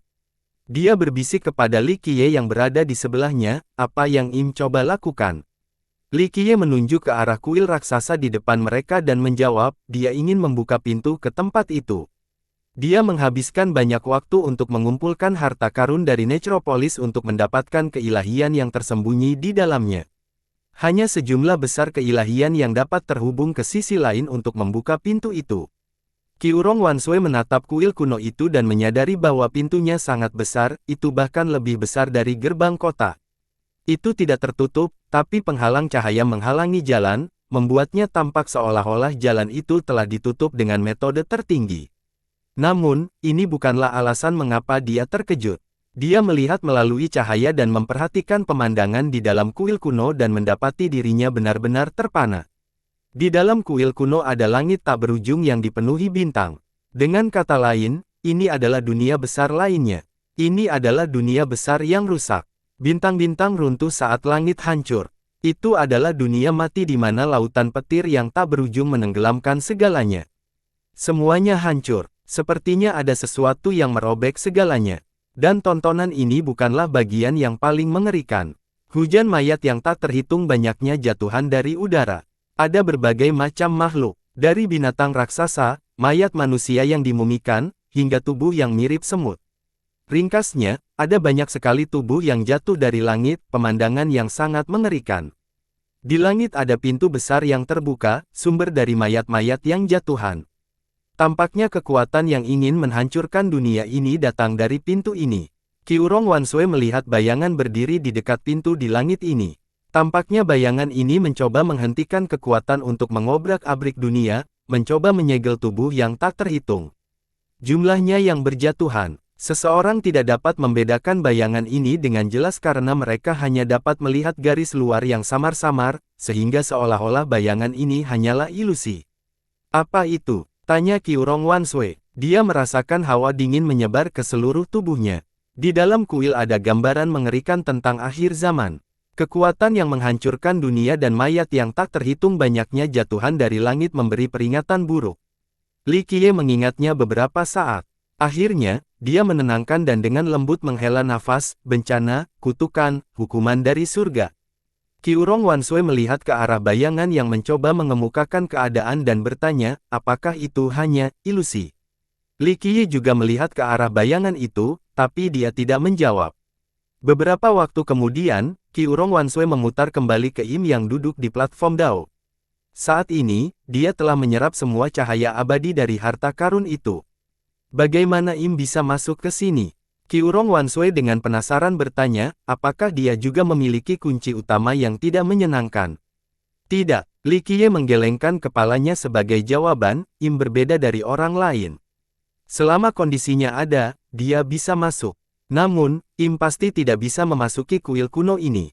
Qi Urong Wanshui tidak tahu bagaimana kondisinya, tapi dia ingat bahwa Li Qiye pernah menyebutkan bahwa Night Sea menjadi jernih, munculnya lautan emas, dan konfrontasi antara yang Nightfish dan para pawangnya disebabkan oleh Im. Berdengung, tubuh Im menjadi seterang matahari. Cahaya ini sangat kuat hingga tidak ada seorang pun yang bisa melihat langsung ke arahnya. Harta karun yang kehilangan keilahiannya semuanya hancur. Ketika cahaya dari tubuhnya mencapai batasnya, tiba-tiba berubah menjadi rune magis yang tak dilawan yang sepertinya menghalangi Grand Dao tertinggi. Membuka, Im berteriak dengan pembohong. Pada saat ini, dia memiliki aura yang tak terkalahkan dan heroik seperti dewa perang yang tiada taranya di 9 langit. Aura ini membuatnya terasa seolah-olah kaisar abadi telah tiba. Aura ini tidak ditujukan pada mereka, tapi Qi Urong Wanshui masih belum bisa mengatasinya dan hampir jatuh tak berdaya ke tanah. Li Qiye mengulurkan tangan dan mendukung punggungnya. Cahaya ilahi melingkar dari sumber yang tidak diketahui muncul di hadapannya, tetapi tidak mampu menghentikan aura yang tak terpecahkan ini. Setelah diselimuti cahaya ilahi, Qi Urong Wanshui akhirnya menghela nafas lega dan tidak lagi merasakan aura penekan. Im dengan marah meraung dan melepaskan rune magis yang tak terhitung jumlahnya untuk menyerang penghalang di gerbang. Sebuah lubang yang sangat kecil tercipta di penghalang ini. Dalam sepersekian detik, Im menggunakan kecepatan luar biasa untuk memaksa menuju gerbang untuk memasuki kuil. Namun, boom, memasukan yang memekakkan telinga mengancam akan menghancurkan langit dan bumi. Saat Im mencoba menyusup ke kuil melalui celah kecil ini, menghalangi jalannya. Bahkan dalam wujud Dewa Perang, yang perkasa, dia masih terpesona oleh penghalang cahaya. Sifatnya yang tak terkalahkan tidak bisa menghentikan atau menahan kekuatan penghalang itu. Sungguh pemandangan yang menarik melihat Im terbang di langit saat janggut putihnya ternoda darahnya sendiri. Dia terjatuh ke tanah saat darah berceceran di mana-mana. Setelah sekian lama, akhirnya dia berhasil bangun. Dia duduk tegak di tanah dengan ekspresi pucat. Matanya yang redup menunjukkan bahwa dia tidak punya keinginan untuk bertarung. Kamu masih belum bisa melakukannya. Li Qiye mendekatkan dan menenangkan diri untuk berkata, semua orang tidak berdaya menghadapi masalah ini. Seseorang hanya dapat mengandalkan dirinya sendiri ketika menghadapi kesengsaraan surgawi seperti ini. Jika pihak luar bisa membantu, hal itu pasti sudah terjadi. Qiurong Wanshui tidak mengerti apa yang dibicarakan Li Qiye dan hanya berdiri diam di samping. Im yang membeku akhirnya mendongak dan berkata, saya telah mempersiapkannya sejak lama hanya untuk hari ini. Itu tidak ada artinya. Li Qiye puas dan melanjutkan, jika itu bisa berhasil, apakah Master Aliran Leluhur hanya akan duduk di sana dan menunggu? Jika pihak luar bisa membantu, maka hal itu sudah terselesaikan. Siapa kamu? Im menatap tajam ke arah Li Qiye dan bertanya dengan nada yang dalam. Mata Im terfokus, ini adalah pertunjukan mata yang seterang bintang. Dengan gengsi yang tak tertandingi, mereka membuat orang lain mau tunduk.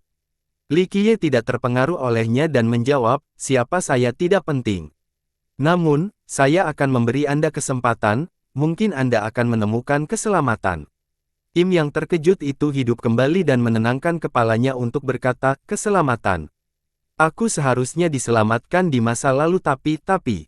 Im menghela nafas pelan. Li Qiye berkata sambil tersenyum, legenda kuno selalu menjadi misteri dan mencakup banyak hal yang rumit. Tahun itu, bahkan jika Anda mencoba yang terbaik, itu tidak akan menghasilkan apa-apa.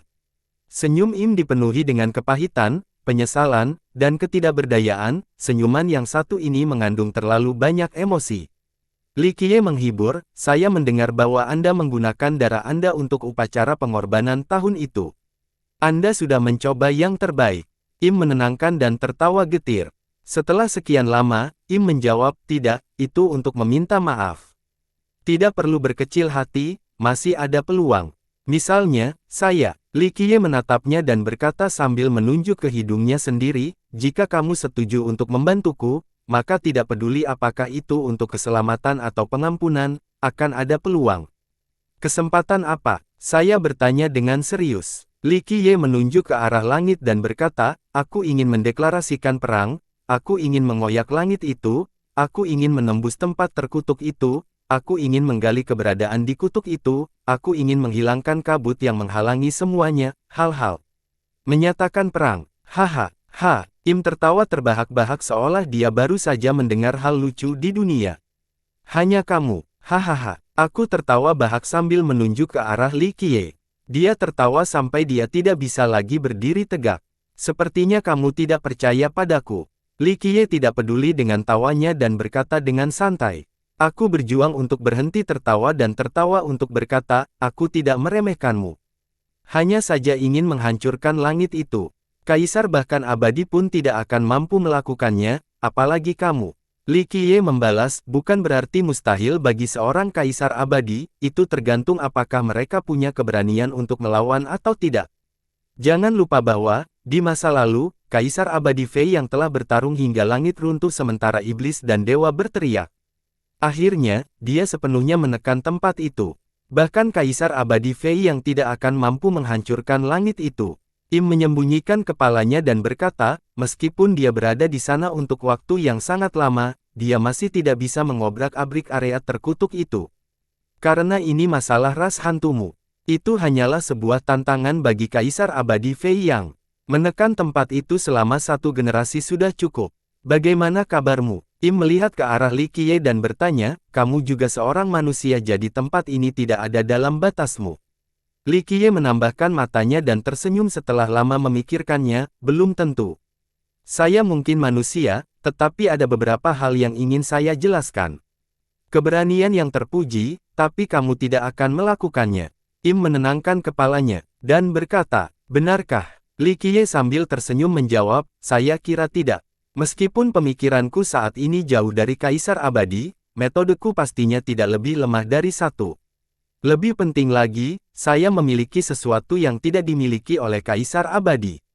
Misalnya, benda ini. Li Qiye mengeluarkan tunggul pohon berbentuk telapak tangan terbuka dari istana takdirnya. Tunggul yang sudah mati memiliki daun-daun hijau yang tumbuh darinya, penuh dengan kehidupan tanpa akhir. Im mundur beberapa langkah seolah-olah dia melihat hantu dan berteriak keheranan, tidak. Tidak mungkin. Im kehilangan kata-kata. Setelah beberapa waktu, dia menunjuk ke arah Li Qiye dan berkata dengan terkejut, bagaimana, benda ini bisa menjadi milikmu? Li Qiye tersenyum dan menarik istananya sebelum berkata, tidak peduli bagaimana aku sampai. Yang penting Anda tertarik atau tidak. Im berkomunikasi dan tidak dapat berbicara. Li Qiye tersenyum dan melanjutkan, saya mengerti.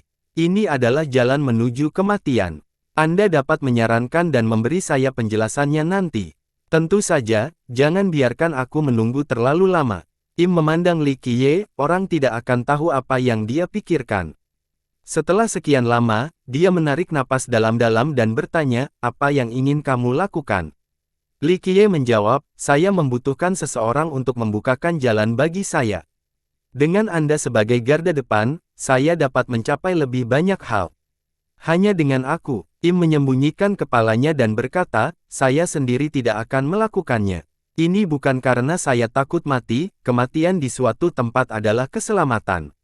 Namun, hanya dengan saya yang membantu Anda, itu akan menjadi tidak berdaya dan kami tidak akan dapat menyerang tempat itu. Tempat terkutuk itu terlalu kuat dan jelas tidak lebih lemah dari kuburan manapun. 1. Tempat pemakaman seperti tempat pemakaman mayat surgawi di dunia Kaisar Fana, makam utama yang tidak menyenangkan mungkin juga salah satunya. Li Qiye tersenyum dan berkata, saya memahami hal ini jadi tentu saja saya punya solusinya. Anda hanya perlu membuka jalan dan menangani hal-hal tertentu. Untuk pertarungan terakhir, serahkan padaku, aku akan mengobrak-abrik tempat itu. Im tertegun dan disambut dengan lebih banyak kata-kata dari Li Qiye, tentu saja, kamu harus siap secara mental. Begitu kita berhasil masuk, saya tidak bisa menjamin kelangsungan hidup Anda. Anda juga seharusnya sudah tahu bahwa meninggalkan Necropolis itu tidak mudah. Bertahan hidup. Jika kami berhasil sampai di sana, saya tidak berencana untuk kembali hidup-hidup. Im dengan lembut menghela nafas, saya bukan manusia atau hantu. Melanjutkan hidup tidak ada artinya. Jika Yang Mulia tidak memberiku berkah tertinggi ini, maka saya tidak ingin hidup lebih lama lagi setelah upacara darah di Necropolis di masa lalu. Li Qiye menganggukkan kepalanya dan berkata, baiklah, kamu akan menjadi garda depanku.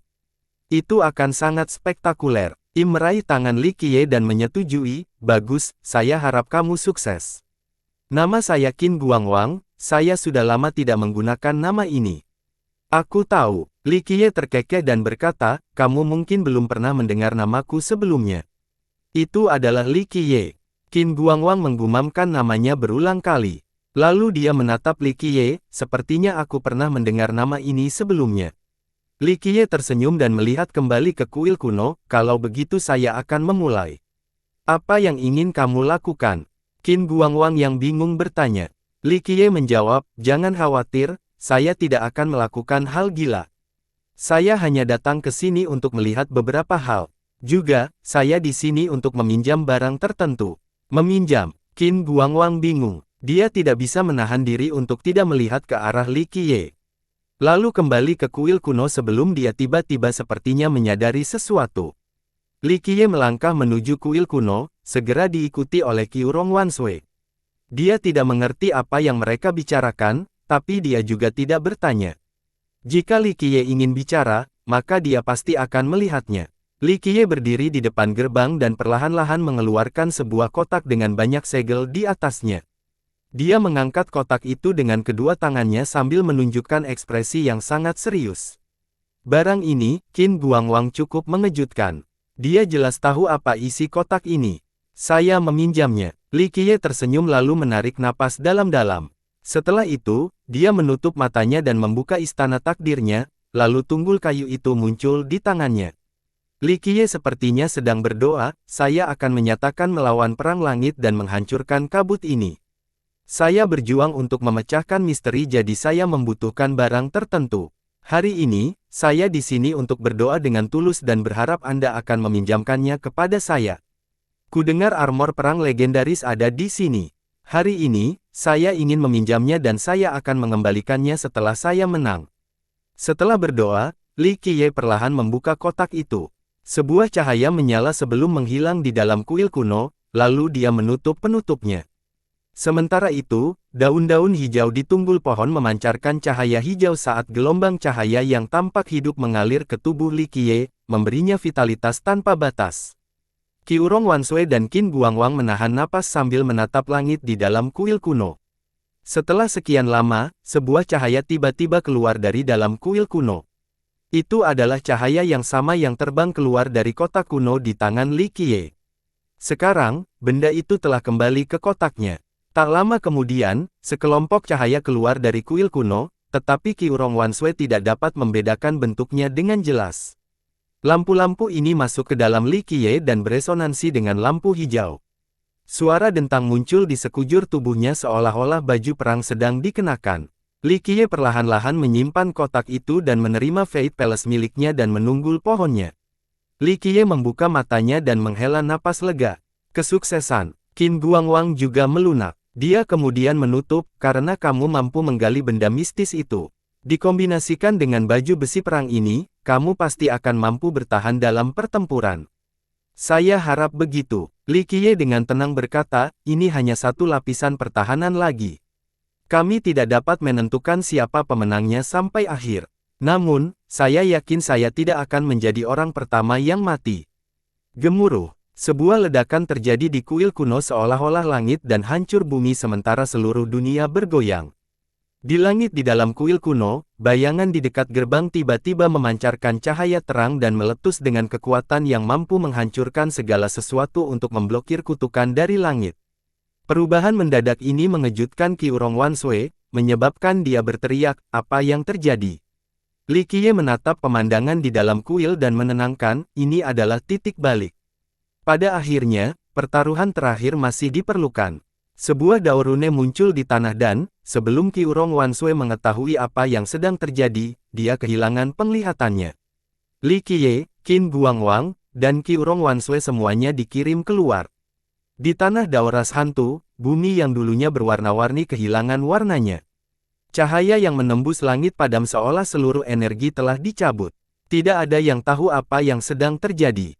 Hukum universal tiba-tiba tertanam ke dalam gerbang Dao dan menggerakkan semua pembatasan muda. Bahkan laut emas telah berubah seolah seluruh kekuatannya telah tersedot, mengeringkan laut. Dengan cipratan yang terus-menerus, laut hitam kembali mendominasi kawasan ini. Situasi Nightsea sama seperti di atas. Di tengah lautan, tiba-tiba udara berwarna hitam menyembur keluar dan mulai menyebar ke seluruh udara yang jernih. Oh ibu, apa yang terjadi? Para pembudidaya di Nightsea dengan cepat kembali untuk melarikan diri menuju pantai dengan kecepatan tercepat mereka. Kematian pasti terjadi jika mereka tersentuh oleh air hitam seperti tinta ini. Kultivator yang tak terhitung banyaknya diangkut kembali ke Necropolis tanpa peringatan sebelumnya. Banyak orang yang tercengang dengan pemandangan ini. Apa yang terjadi? Mereka semua bingung. Apalagi Tian Lunhui pun tidak kecuali. Dia tidak sepenuhnya memahami hal-hal yang dia pelajari sehingga dia sangat menyesal, sayang sekali. Jika ada lebih banyak waktu, maka Tian Lunhui pasti bisa memahami semuanya. Li Qiye, Qin Guangwang, dan Qiurong Wanshui diteleportasi kembali ke lokasi berbeda di Necropolis. Qin Guangwang melihat sekeliling dan berkata, saya harus kembali ke peti mati lama saya. Saat kamu siap menelepon, panggil saja aku. Dia kemudian memberikan sebuah item kepada Li Qiye.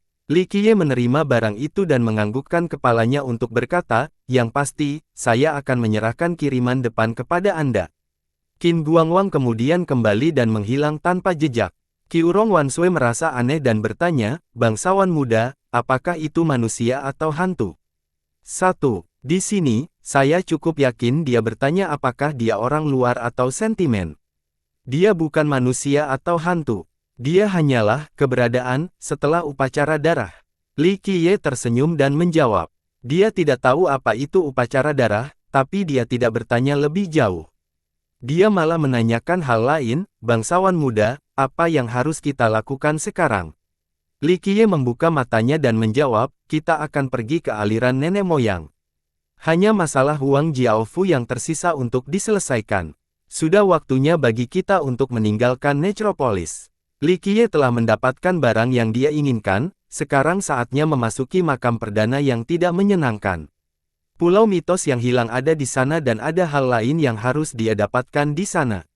Li Qiye, sekali lagi, pergi ke aliran leluhur. Dia meninggalkan Qiurong Wanshui di luar untuk menunggu sementara dia pergi menemui Michael sendirian. Kamu masih belum pergi. Master aliran leluhur berbicara tanpa emosi.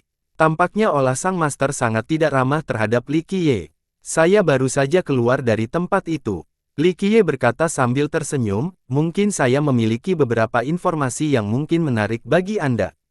Kamu tidak datang ke sini hanya untuk memberitahuku kabar, kan?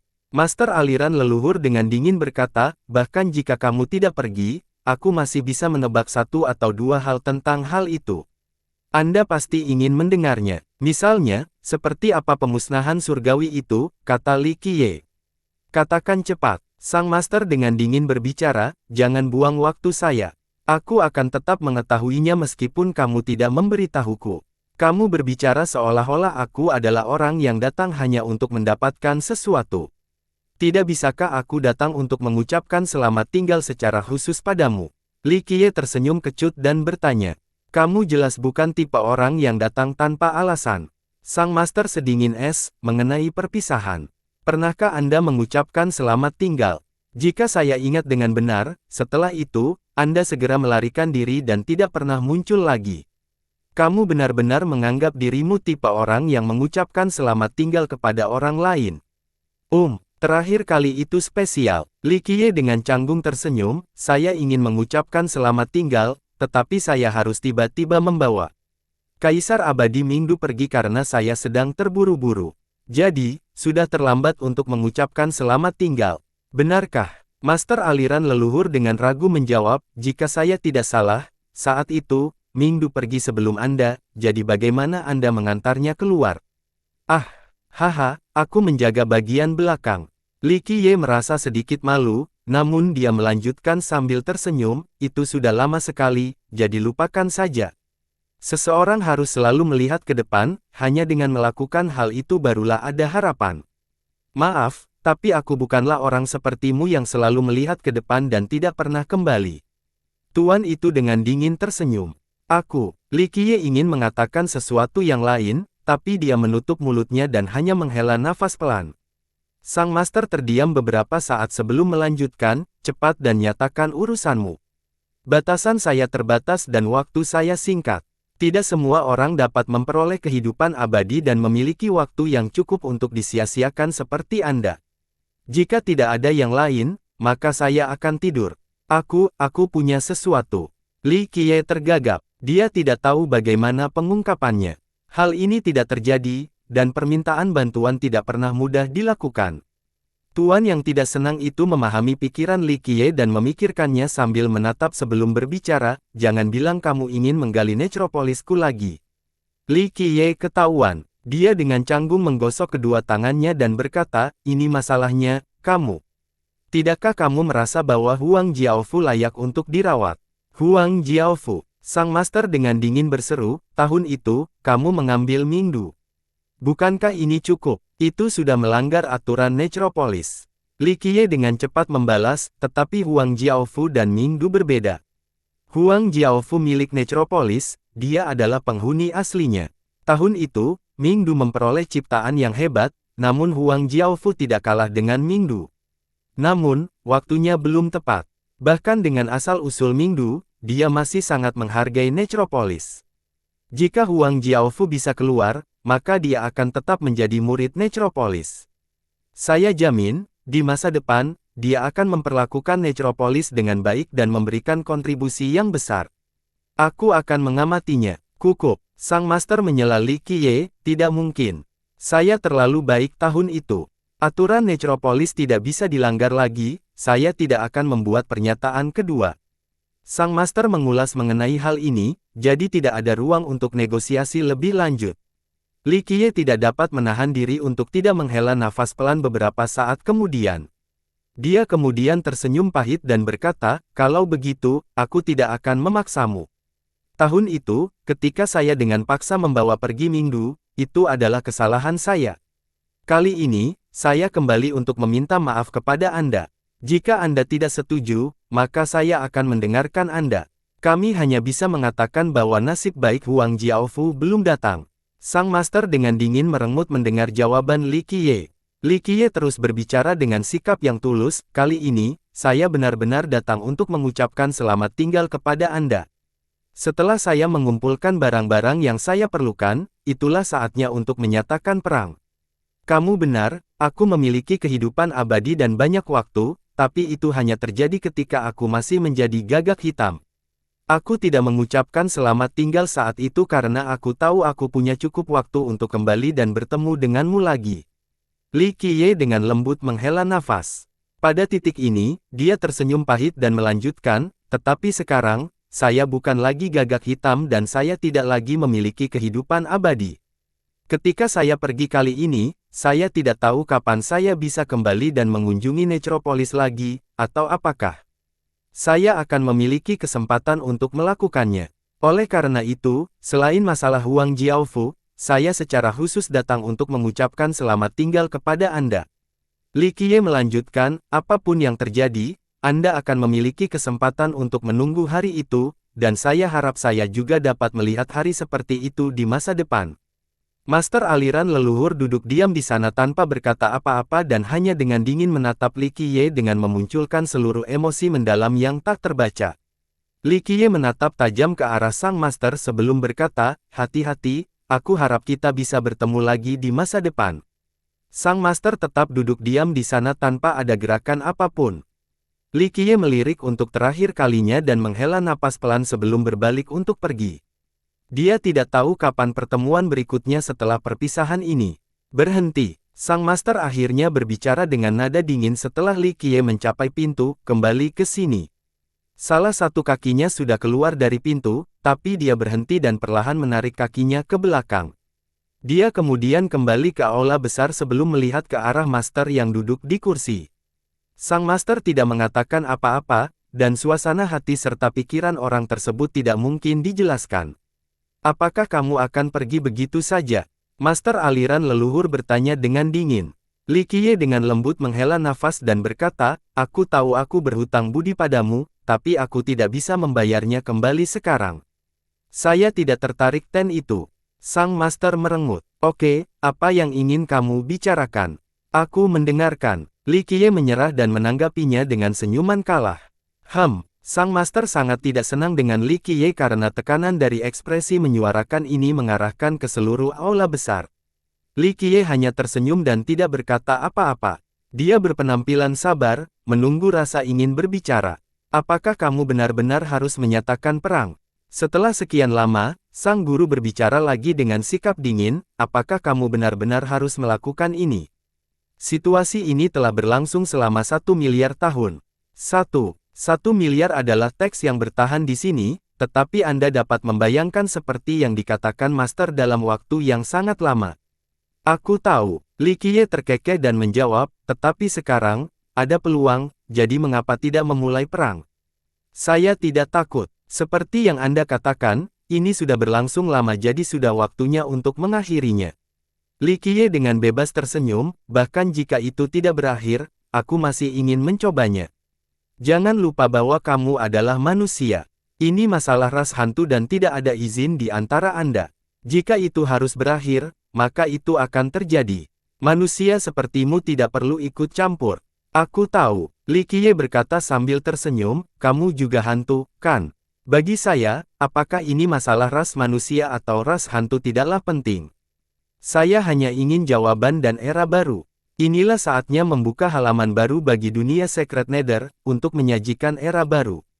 Bahkan jika dunia suci Nether membutuhkan era baru, itu adalah sesuatu yang harus dilakukan oleh ras hantu. Sang Master melanjutkan, orang luar seperti Anda tidak perlu khawatir. Seharusnya aku yang melakukannya, bukan kamu.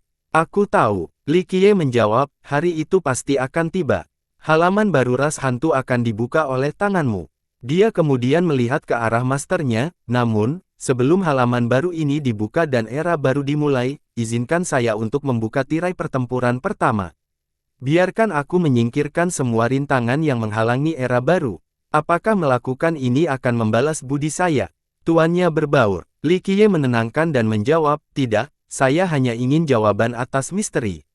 Sejak dahulu kala, saya ingin melihat hal-hal terkutuk itu. Orang bodoh yang ingin bunuh diri. Sang Master dipaparkan lagi dengan kata-kata penuh ketidakpuasan. Li Qiye tidak marah sama sekali dan tersenyum, banyak orang mengatakan hal itu tentang saya, dan banyak orang lain yang mengutuk kematian saya selama jutaan tahun hingga sekarang.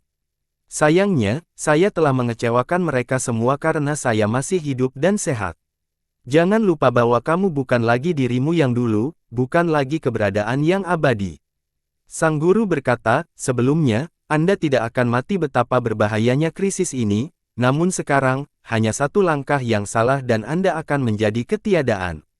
Kamu benar, Li Qiye berkata, aku bukan lagi gagak hitam yang abadi, tapi aku mempunyai inisiatif lebih dari sebelumnya. Saya telah mempersiapkan diri dengan baik untuk perang ini. Master aliran leluhur diam-diam mendengarkan seolah-olah dia membeku.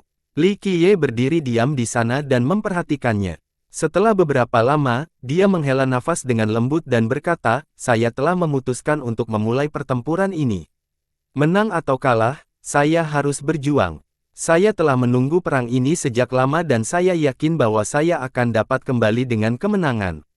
Jika kamu memiliki eksistensi seperti Kaisar Abadi Qianli untuk mengawalmu seperti di masa lalu, maka mungkin kamu bisa menjanjikan langit dan bumi ini.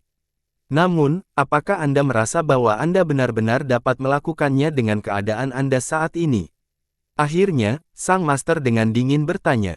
Li Qiye terkekeh dan berkata, meskipun aku tidak memiliki Kaisar Abadi yang melindungiku, itu tidak berarti bahwa aku tidak memiliki metode yang sebanding dengan mereka. Apakah kamu mengatakan hal seperti itu untuk meningkatkan semangatku? Sejak dahulu kala, apakah ada hal-hal yang tidak dapat saya lakukan? Jika kamu ingin mati, maka aku tidak akan bertanya lagi. Pada akhirnya, Master aliran leluhur berkata sambil bersembunyi. Li Qiye menjawab, jangan khawatir, tunggulah kemenanganku kembali. Aku akan menembus langit dan menghancurkan tempat mengerikan itu. Hal-hal tertentu harus segera berakhir. Sang Master bersinar dan kemudian dengan dingin berkata setelah sekian lama, Huang Jiaofu boleh pergi. Kata-kata ini mengejutkan Li Qiye. Dia tidak berharap senang setuju. Sang Master dengan dingin menyatakan setelahnya, ingat baik-baik, ini Anda meminta bantuan untuk Huang Jiaofu, ini adalah hutangmu pada Necropolis, bukan hutang Huang Jiaofu. Jangan pernah berpikir untuk mati. Karena Anda berhutang pada Necropolis, Anda harus kembali hidup-hidup. Jika tidak, meskipun Anda mati dan berubah menjadi jiwa pengembara, Anda tetap harus melunasi hutang ini. Necropolis tidak akan membiarkanmu. Li Qiye tidak dapat menahan diri untuk tidak berkata sambil tersenyum, jangan khawatir, tidak mudah untuk membunuhku. Hutangku di Necropolis pasti akan terbayar. Enyahlah, jangan buang waktuku yang berharga. Tuan itu dengan dingin menderu dan berkata. Oleh karena itu, Sang Master perlahan menutup matanya dan kembali tertidur lelap. Li Qiye dengan lembut menghela nafas dan pergi. Saat bantuan Li Qiye pergi ke aliran nenek moyang untuk meminta pada lokomotif, Necropolis meledak dengan berita besar, bergejolak seperti air mendidih. Berita tentang Prime Ominouski yang dimiliki Li Qiye tersebar ke seluruh Necropolis. Kekuatan besar yang tak terhitung banyaknya yang berkemah tepat di luar menjadi tidak nyaman setelah mendengar ini. Mereka dengan cepat menyampaikan tindakan pencegahan. Seseorang mendapatkan kunci makam perdana yang tidak menyenangkan. Banyak yang heboh setelah mendengar kabar tersebut, padahal mereka tidak mengetahuinya. Seseorang yang tidak bisa tidur karena mengantisipasi pembukaan. Kubur berseru, setelah beberapa generasi, akhirnya seseorang ditempatkan. Kuburannya akan segera dibuka. Semua orang tahu bahwa membuka kuburan sama dengan membuka tanah harta karun. Meskipun Necropolis memiliki legenda mengenai harta karunnya, sangat sedikit orang selama ribuan tahun yang dipasang. Makam perdana yang tidak menyenangkan berbeda. Pembukaannya menandai dimulainya panen yang bermanfaat. Meski tempatnya berbahaya, hasil panennya sebanding dengan bahayanya. Seorang bocah manusia mendapatkan kuncinya.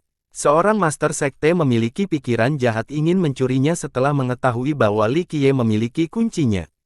Seorang tetangga muda yang melihat keganasan Li Qiye dengan matanya sendiri mengingatkan master sektenya, anak nakal ini tidak mudah untuk diajak main-main.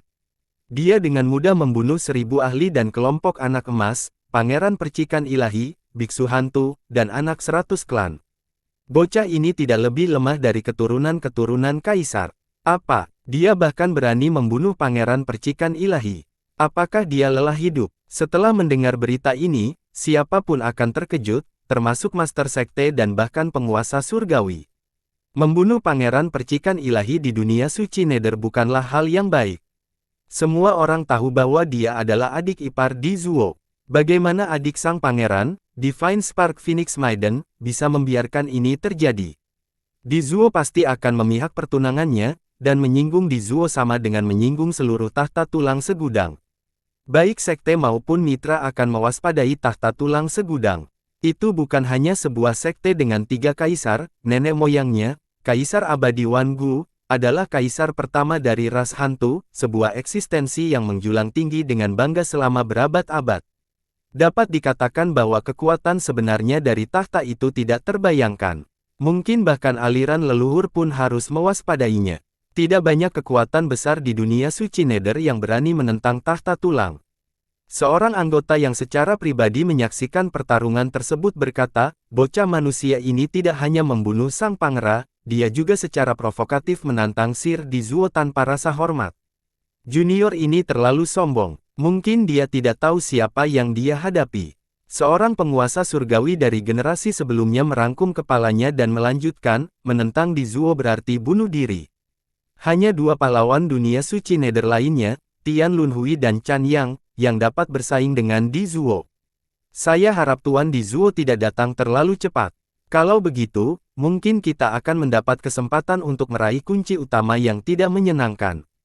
Seseorang mengungkapkan niat jahatnya. Faktanya, lebih dari beberapa orang ingin mengambil kunci Li Qiye. Itu adalah sesuatu yang penuh godaan. Ada rumor yang menyatakan bahwa orang yang memegang kunci tersebut akan memiliki peluang lebih tinggi untuk mendapatkan teknik abadi legendaris untuk kehidupan abadi.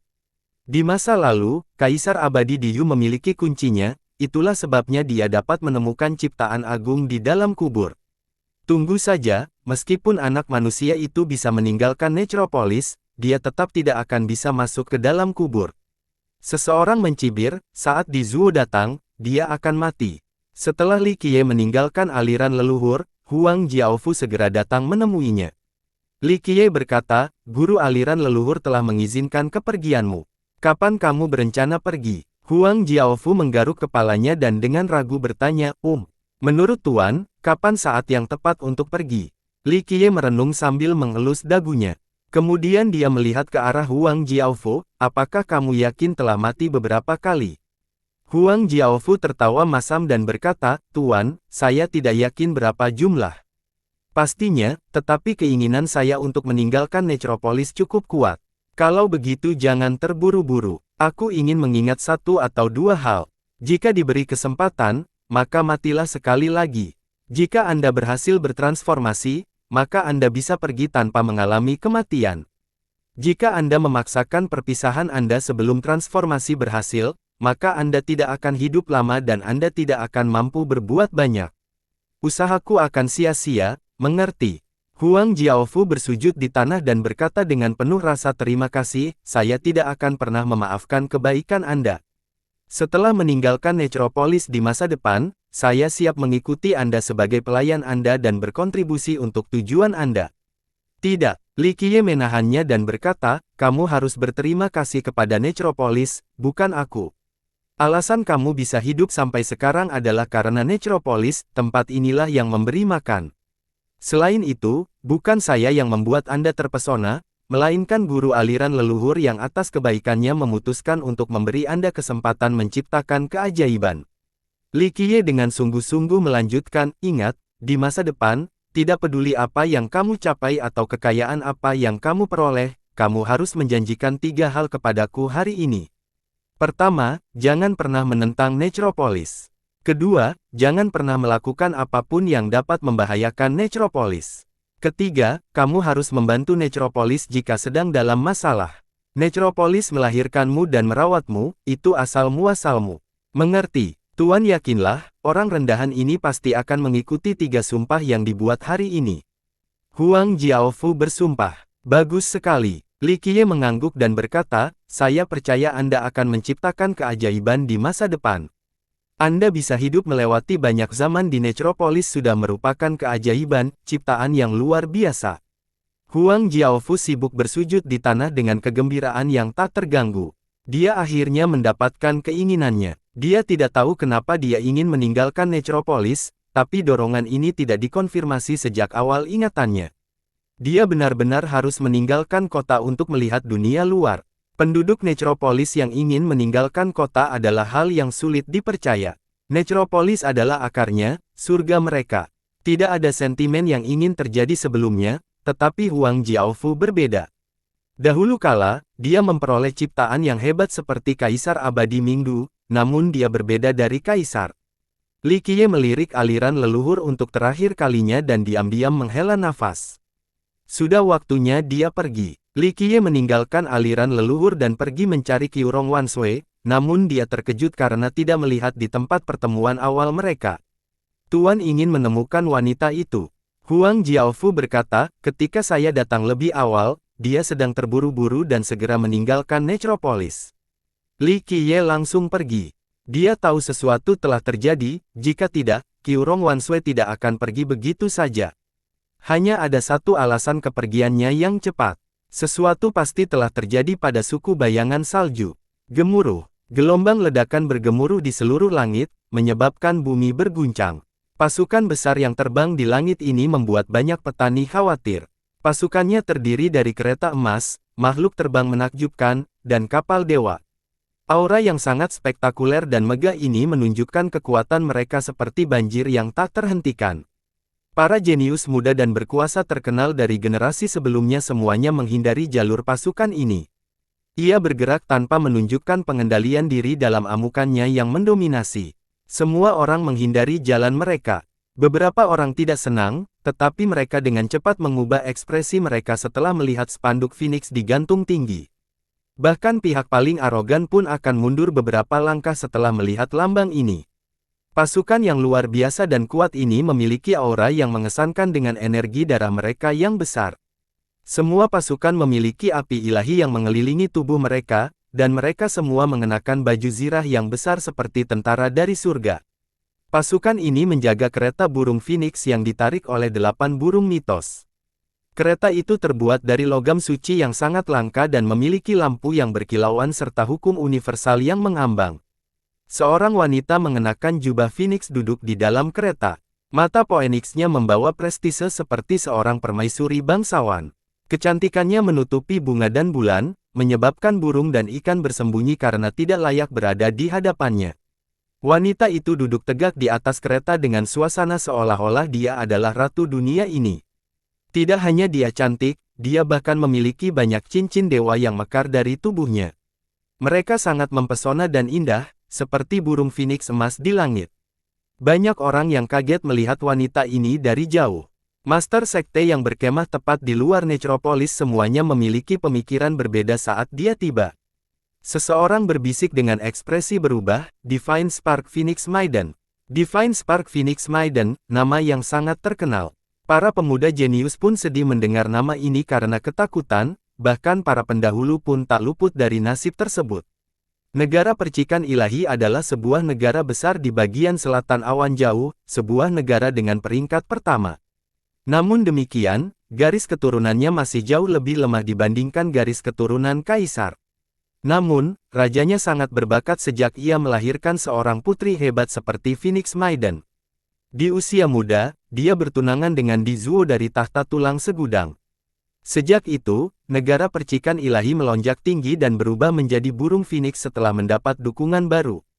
Phoenix Maiden sangat terkenal di awan jauh. Beberapa bahkan mengira sebagai yang tercantik, bahkan setelah mempertimbangkan seluruh dunia suci nether. Hal ini terutama untuk menyanjung di Zuo, namun tidak dapat dipungkiri bahwa Phoenix Maiden memang cantik. Namun, kecantikan saja tidak cukup untuk menjadi pertunangan di Zuo. Rumor mengatakan bahwa, pada saat kelahirannya, dia memiliki Yin Phoenix sebagai temannya. Hal ini dianggap sebagai keajaiban dan banyak pendahulunya percaya bahwa ini adalah kasih sayang dari surga. Dan tentu saja dia tidak mengecewakan. Dia mencapai alam penguasa surgawi di usia muda dan disebut sebagai penguasa termuda di awan jauh bagian selatan. Banyak orang percaya bahwa bakatnya setara dengan In Yunzu, keturunan Sungai Seribu Ikan Mas. Lan Yunzu memiliki 2 talenta suci, jadi dia sungguh luar biasa. Berada di level yang sama dengan Lan Yunzu sudah cukup untuk menunjukkan betapa berharganya Phoenix Maiden.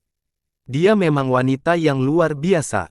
Dia mengambil alih negara menggantikan ayahnya dan negara itu menjadi makmur di pemerintahan bawahnya. Dia melatih banyak murid, dan mereka berada di jalur untuk mengejar keturunan kaisar. Apakah Phoenix Maiden tidak akan membahas Sir di Zuo? Mungkinkah ini berarti Tuan di Zuo telah menjinakkan Scarlet Flame Kilin? Banyak orang terkejut mendengar kedatangannya. Seorang anggota yang berpengetahuan berkata, belum, Tuan di Zuo masih belum datang.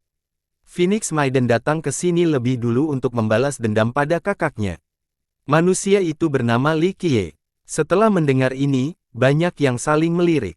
Namun, hal ini masuk akal karena sang pangeran memang adalah darah dagingnya sendiri.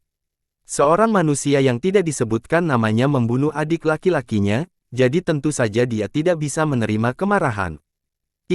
Dia tidak pergi ke Necropolis atau makam perdana yang tidak menyenangkan, sebaliknya, dia memerintahkan pasukannya langsung menuju suku bayangan salju. Suku bayangan salju yang kecil berukuran puluhan ribu juta dari makam utama yang tidak menyenangkan. Gemuruh, tentara melakukan perjalanan cukup cepat, menyebabkan dunia bergetar. Saat hal itu tiba, seluruh suku ketakutan. Seorang tetua memperhatikan tentara tersebut dan berkata dengan kulit telapak, Divine Spark Phoenix Maiden. Seluruh suku dibayangi ketakutan. Penatua yang ketakutan itu pulih dan dengan cepat berteriak, pergi, beritahu ketua dan kelompok Penatua Z. Tentara dengan cepat menyelimuti suku bayangan salju sepenuhnya. Phoenix Maiden duduk di kereta Phoenix-nya di langit, memaksa orang lain untuk melihat ke atas.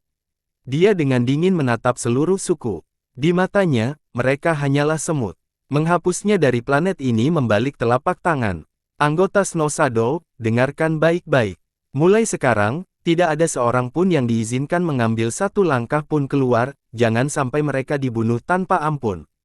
Dia berbicara dengan anggun dengan cara yang kejam. Hal ini menyebabkan semua anggota Snow Shadow menjadi pucat. Meskipun ia mengendalikan pasukan besar yang membayangi suku bayangan salju, Phoenix Maiden tidak segera memerintahkan untuk mengirimkan suku tersebut.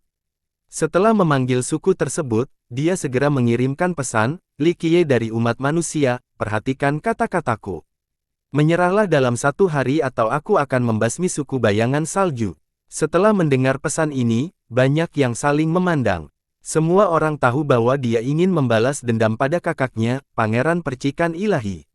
Suaranya yang khusyuk dan perkasa terdengar di langit, siapapun yang menangkap Li Qiye hidup-hidup akan diberi hadiah obat raja. Jika kamu membawanya berbaring, aku akan menghadiahkan sebuah gulungan yang berharga. Anggota tubuhnya dapat ditukar dengan harta karun kehidupan paragon berbudi luhur. Tidak peduli siapa orangnya, pembunuhan akan memberi mereka kunci utama yang tidak menyenangkan. Hadiahnya mungkin akan segera diberikan. Pernyataannya menyebabkan jantung banyak ahli berdetak kencang. Permainan yang luar biasa. Hadiah ini terlalu menggiurkan, tidak ada yang bisa menolaknya. Seseorang tidak bisa menahan diri untuk tidak mensyaratkan, gaya yang sangat kejam. Li Qiye tidak dapat melarikan diri meskipun dia menginginkannya karena dia akan dikejar oleh semua orang hingga ke penjuru dunia. Hadiah ini terlalu bagus untuk dilewatkan. Tidak heran mengapa Pangeran Percikan Ilahi bisa bertindak begitu riuh. Mereka yang menyentuh sehelai pun rambutnya tidak akan mendapat tempat di dunia suci nether. Seorang jenius menyatakan, mulailah keadaannya sekarang. Dunia suci nether mungkin luas, tapi tidak ada tempat berlindung bagi Li Qiye. Bahkan jika dia bisa lari hari ini, kematiannya masih dekat. Banyak anak muda, terutama para jenius, yang merasa kesal dengan Pangeran Percikan Ilahi. Mereka mencemooh kesombongannya yang berasal dari memiliki kakak ipar yang hebat. Apa hebatnya hal itu? Namun hari ini, setelah melihat sikap agung adiknya, mereka memahami besarnya dukungannya. Suku bayangan salju adalah umpan untuk memikat Li Qiye. Phoenix Maiden takut dia melarikan diri, jadi dia juga memberikan hadiah yang besar. Fakta bahwa pembunuh Li Qiye mampu mempertahankan Prime Ominowski sudah cukup untuk membuat orang menjadi gila dan mengeluarkan air liur karena keserakahan. Dia memang wanita yang tangguh. Tidak heran mengapa negara Percikan Ilahi terus makmur di bawah pemerintahannya. Langkah pertama sudah cukup untuk memastikan masa depan Li Qiye menjadi seekor anjing tanpa rumah. Dia akan diburu setiap hari kemanapun dia pergi. Pangeran Percikan Ilahi sering menyombongkan diri bahwa siapapun yang mencium perasaannya tidak akan mendapat tempat di dunia ini. Sebelumnya, banyak yang mengira ini hanyalah gertakan, namun melihat langkah berani Phoenix Maiden, bahkan para pendahulu pun kehilangan ketenangannya. Layak pertunangan menjadi Di Zuo. Tindakan yang sangat mendominasi. Kata seorang raja, kami akan menjadi kaya. Namun, ada kekuatan besar lainnya yang bersemangat dan menginginkan hadiah sebesar itu. Belum lagi kuncinya, obat raja, gulungan berharga, dan harta karun kehidupan virtues paragon adalah benda-benda yang mampu membuat mata seseorang memerah karena nafsu. Satu pil King Medicine bisa dijual dengan harga setinggi langit, memungkinkan seseorang untuk hidup tanpa beban di masa depan. Hadiah yang begitu menggiurkan membuat banyak orang ingin memenggal kepala Li Qiye. Ketika Qiurong Wanshui masih berada di Necropolis, dia menerima kabar dari Elder Zi, yang sedang berkemah bersama yang lain tepat di luar. Kelompok muda Peng Zhuang juga berada di kamp ini. Itu adalah suku kecil sehingga kamp mereka jauh dari kota dan jauh dari tempat kekuatan besar berada. Ini baru saja terjadi dan berita mengenai blokade Phoenix Maiden di sekitar suku bayangan salju menyebar dengan sangat cepat. Setelah menerima berita tersebut, bukan hanya para murid bayangan salju, namun bahkan Penatua Zi yang selalu tabah pun ketakutan dan bingung harus berbuat apa. Masalah ini terlalu serius. Murid-murid lainnya benar-benar panik karena ketakutan dan juga tidak memiliki arah. Salah satu dari mereka bertanya, Elder Zi, apa yang harus kita lakukan sekarang? Penatua Zi juga tidak berdaya, menjawab, kami akan menunggu setengah hari lagi. Jika Chief tidak kembali pada saat itu, kami akan segera mundur. Mereka tidak dapat disalahkan atas pilihan ini. Negeri Percikan Ilahi adalah monster raksasa jika dibandingkan dengan suku bayangan salju, inilah perbedaan antara gajah dan semut. Terlebih lagi, yang menyebabkan Penatua Zi semakin cemas adalah bahwa Phoenix Maiden adalah pertunangan Di Zuo. Negara Percikan Ilahi saja bisa dengan mudah menghancurkan suku bayangan salju, apalagi eksistensi tertinggi seperti singgasana tulang segudang. Qiurong Wanshui berlari kembali tepat pada waktunya dari Necropolis. Para murid berteriak setelah melihatnya, sedikit menenangkan pikiran mereka yang kacau. Namun, Qiurong Wanshui tidak lebih baik dari mereka karena eksistensi suku-suku penting tersebut juga membuatnya panik. Dia bertanya, bagaimana masalah saat ini? Penatua Zi dengan cepat menjawab, di luar beberapa murid yang belum kembali, seluruh suku terjebak. Musuh belum bergerak, tapi waktu kita hampir habis. Qiurong Wanshui menarik napas dalam-dalam dan memerintahkan, kirimkan perintah saya kepada para murid di luar untuk tidak kembali sampai krisis teratasi. Lari sejauh mungkin. Penatua Zi setuju, saya sudah memesannya. Dia kemudian memandangnya dan berkata, tapi bagaimana dengan kita? Qiurong Wanshui menjawab, Penatua Zi, bawalah para murid menjauh dari tempat ini dan jangan lari kembali ke suku bayangan salju. Selama gunung hijau itu masih ada, tidak ada rasa takut kehabisan kayu bakar. Pada titik ini, Qiurong Wanshui tidak memiliki strategi yang lebih baik. Untungnya, ibit seperti Peng Zhuang dan 5 lainnya masih ada di sini, dan mereka memperoleh rejeki yang cukup besar pula. Selama mereka selamat dari bencana ini, bahkan jika suku bayangan salju musnah, masih ada peluang untuk membangunnya kembali di masa depan. Bagaimana dengan ketua? Penatua Zi bertanya. Qiurong Wanshui memasang ekspresi tegas dan menjawab, aku harus kembali ke suku bayangan salju dan berdiri bersama sanak saudara kita meskipun itu berarti kematian. Penatua Z kehilangan warnanya dan dengan cepat membujuk ketua. Itu tidak akan berhasil, Anda pasti akan mati. Qiurong Wanshui teguh dan dengan tegas menyatakan, saya adalah kepala suku. Oleh karena itu, saya mempunyai kewajiban untuk hidup dan mati bersama anggotanya. Jika sesuatu terjadi pada saya, maka Penatua Z akan menjadi pemimpin yang memimpin murid-murid yang tersisa. Penatua Z menarik napas dalam-dalam sebelum bertanya dengan tenang, di mana bangsawan muda Li? Apakah dia sudah melarikan diri? Tidak, dia tidak bermaksud melarikan diri. Dia masih berada di dalam Necropolis sekarang, dan saya khawatir dia tidak akan tiba tepat waktu. Jawab Qiurong Wanshui dengan serius. Dia tidak ingin bangsawan mudanya mati, tapi dia juga tidak bisa menyaksikan sukunya dihancurkan oleh Phoenix Maiden tanpa melakukan apapun. Hatinya sangat berkonflik saat ini. Penatua Z dengan lembut menghela nafas. Bahkan jika Li Qiye keluar dan bersedia menerima terpencilnya, Phoenix Maiden tetap tidak akan mengampuni suku bayangan salju. Baginya, suku mereka hanyalah seekor semut, jadi membunuh mereka mengangkat satu jari. Ayo, ini belum terlambat. Qiurong Wanshui memerintahkan Penatua Z dan para murid. Penatua Z dengan cepat mengambil keputusan dan membawa mereka pergi. Sayangnya, waktu habis sejak kelompok agresif datang dan menghalangi jalan mereka. Kedatangan rombongan ini langsung menarik perhatian para penggarap di sekitarnya. Melihat cetakan di dahi menyebabkan para penggarap ini lari jauh dari rasa takut, tidak berani terlibat. Silsilah kerajaan serangga. Hanya ada lebih dari memikirkannya muda yang menghalangi kelompok bayangan salju, namun Penatua Z dan yang lainnya menjadi pucat melihat cetakan di dahi mereka. Qiurong Wanshui juga cukup khawatir. Seorang yang terlibat yang melarikan diri mengenali termasuk muda sambil berteriak, adik laki-laki dari anak jahat serangga hantu. Para pembudidaya muda ini hanyalah murid biasa dari garis keturunan serangga. Pemimpinnya adalah salah satu dari banyak saudara junior dari anak jahat. Dia bukanlah seorang jenius yang brilian, tetapi orang lain masih takut padanya. Silsilah serangga invasi telah terkenal sejak lama. Serangga Nether King adalah sumber teror bagi banyak orang. Kelompok Penatua Z dilanda ketakutan setelah melihat murid-murid Raja Serangga ini. Sekali menginfeksi serangga tersebut, mereka akan mengalami nasib yang lebih buruk dari kematian.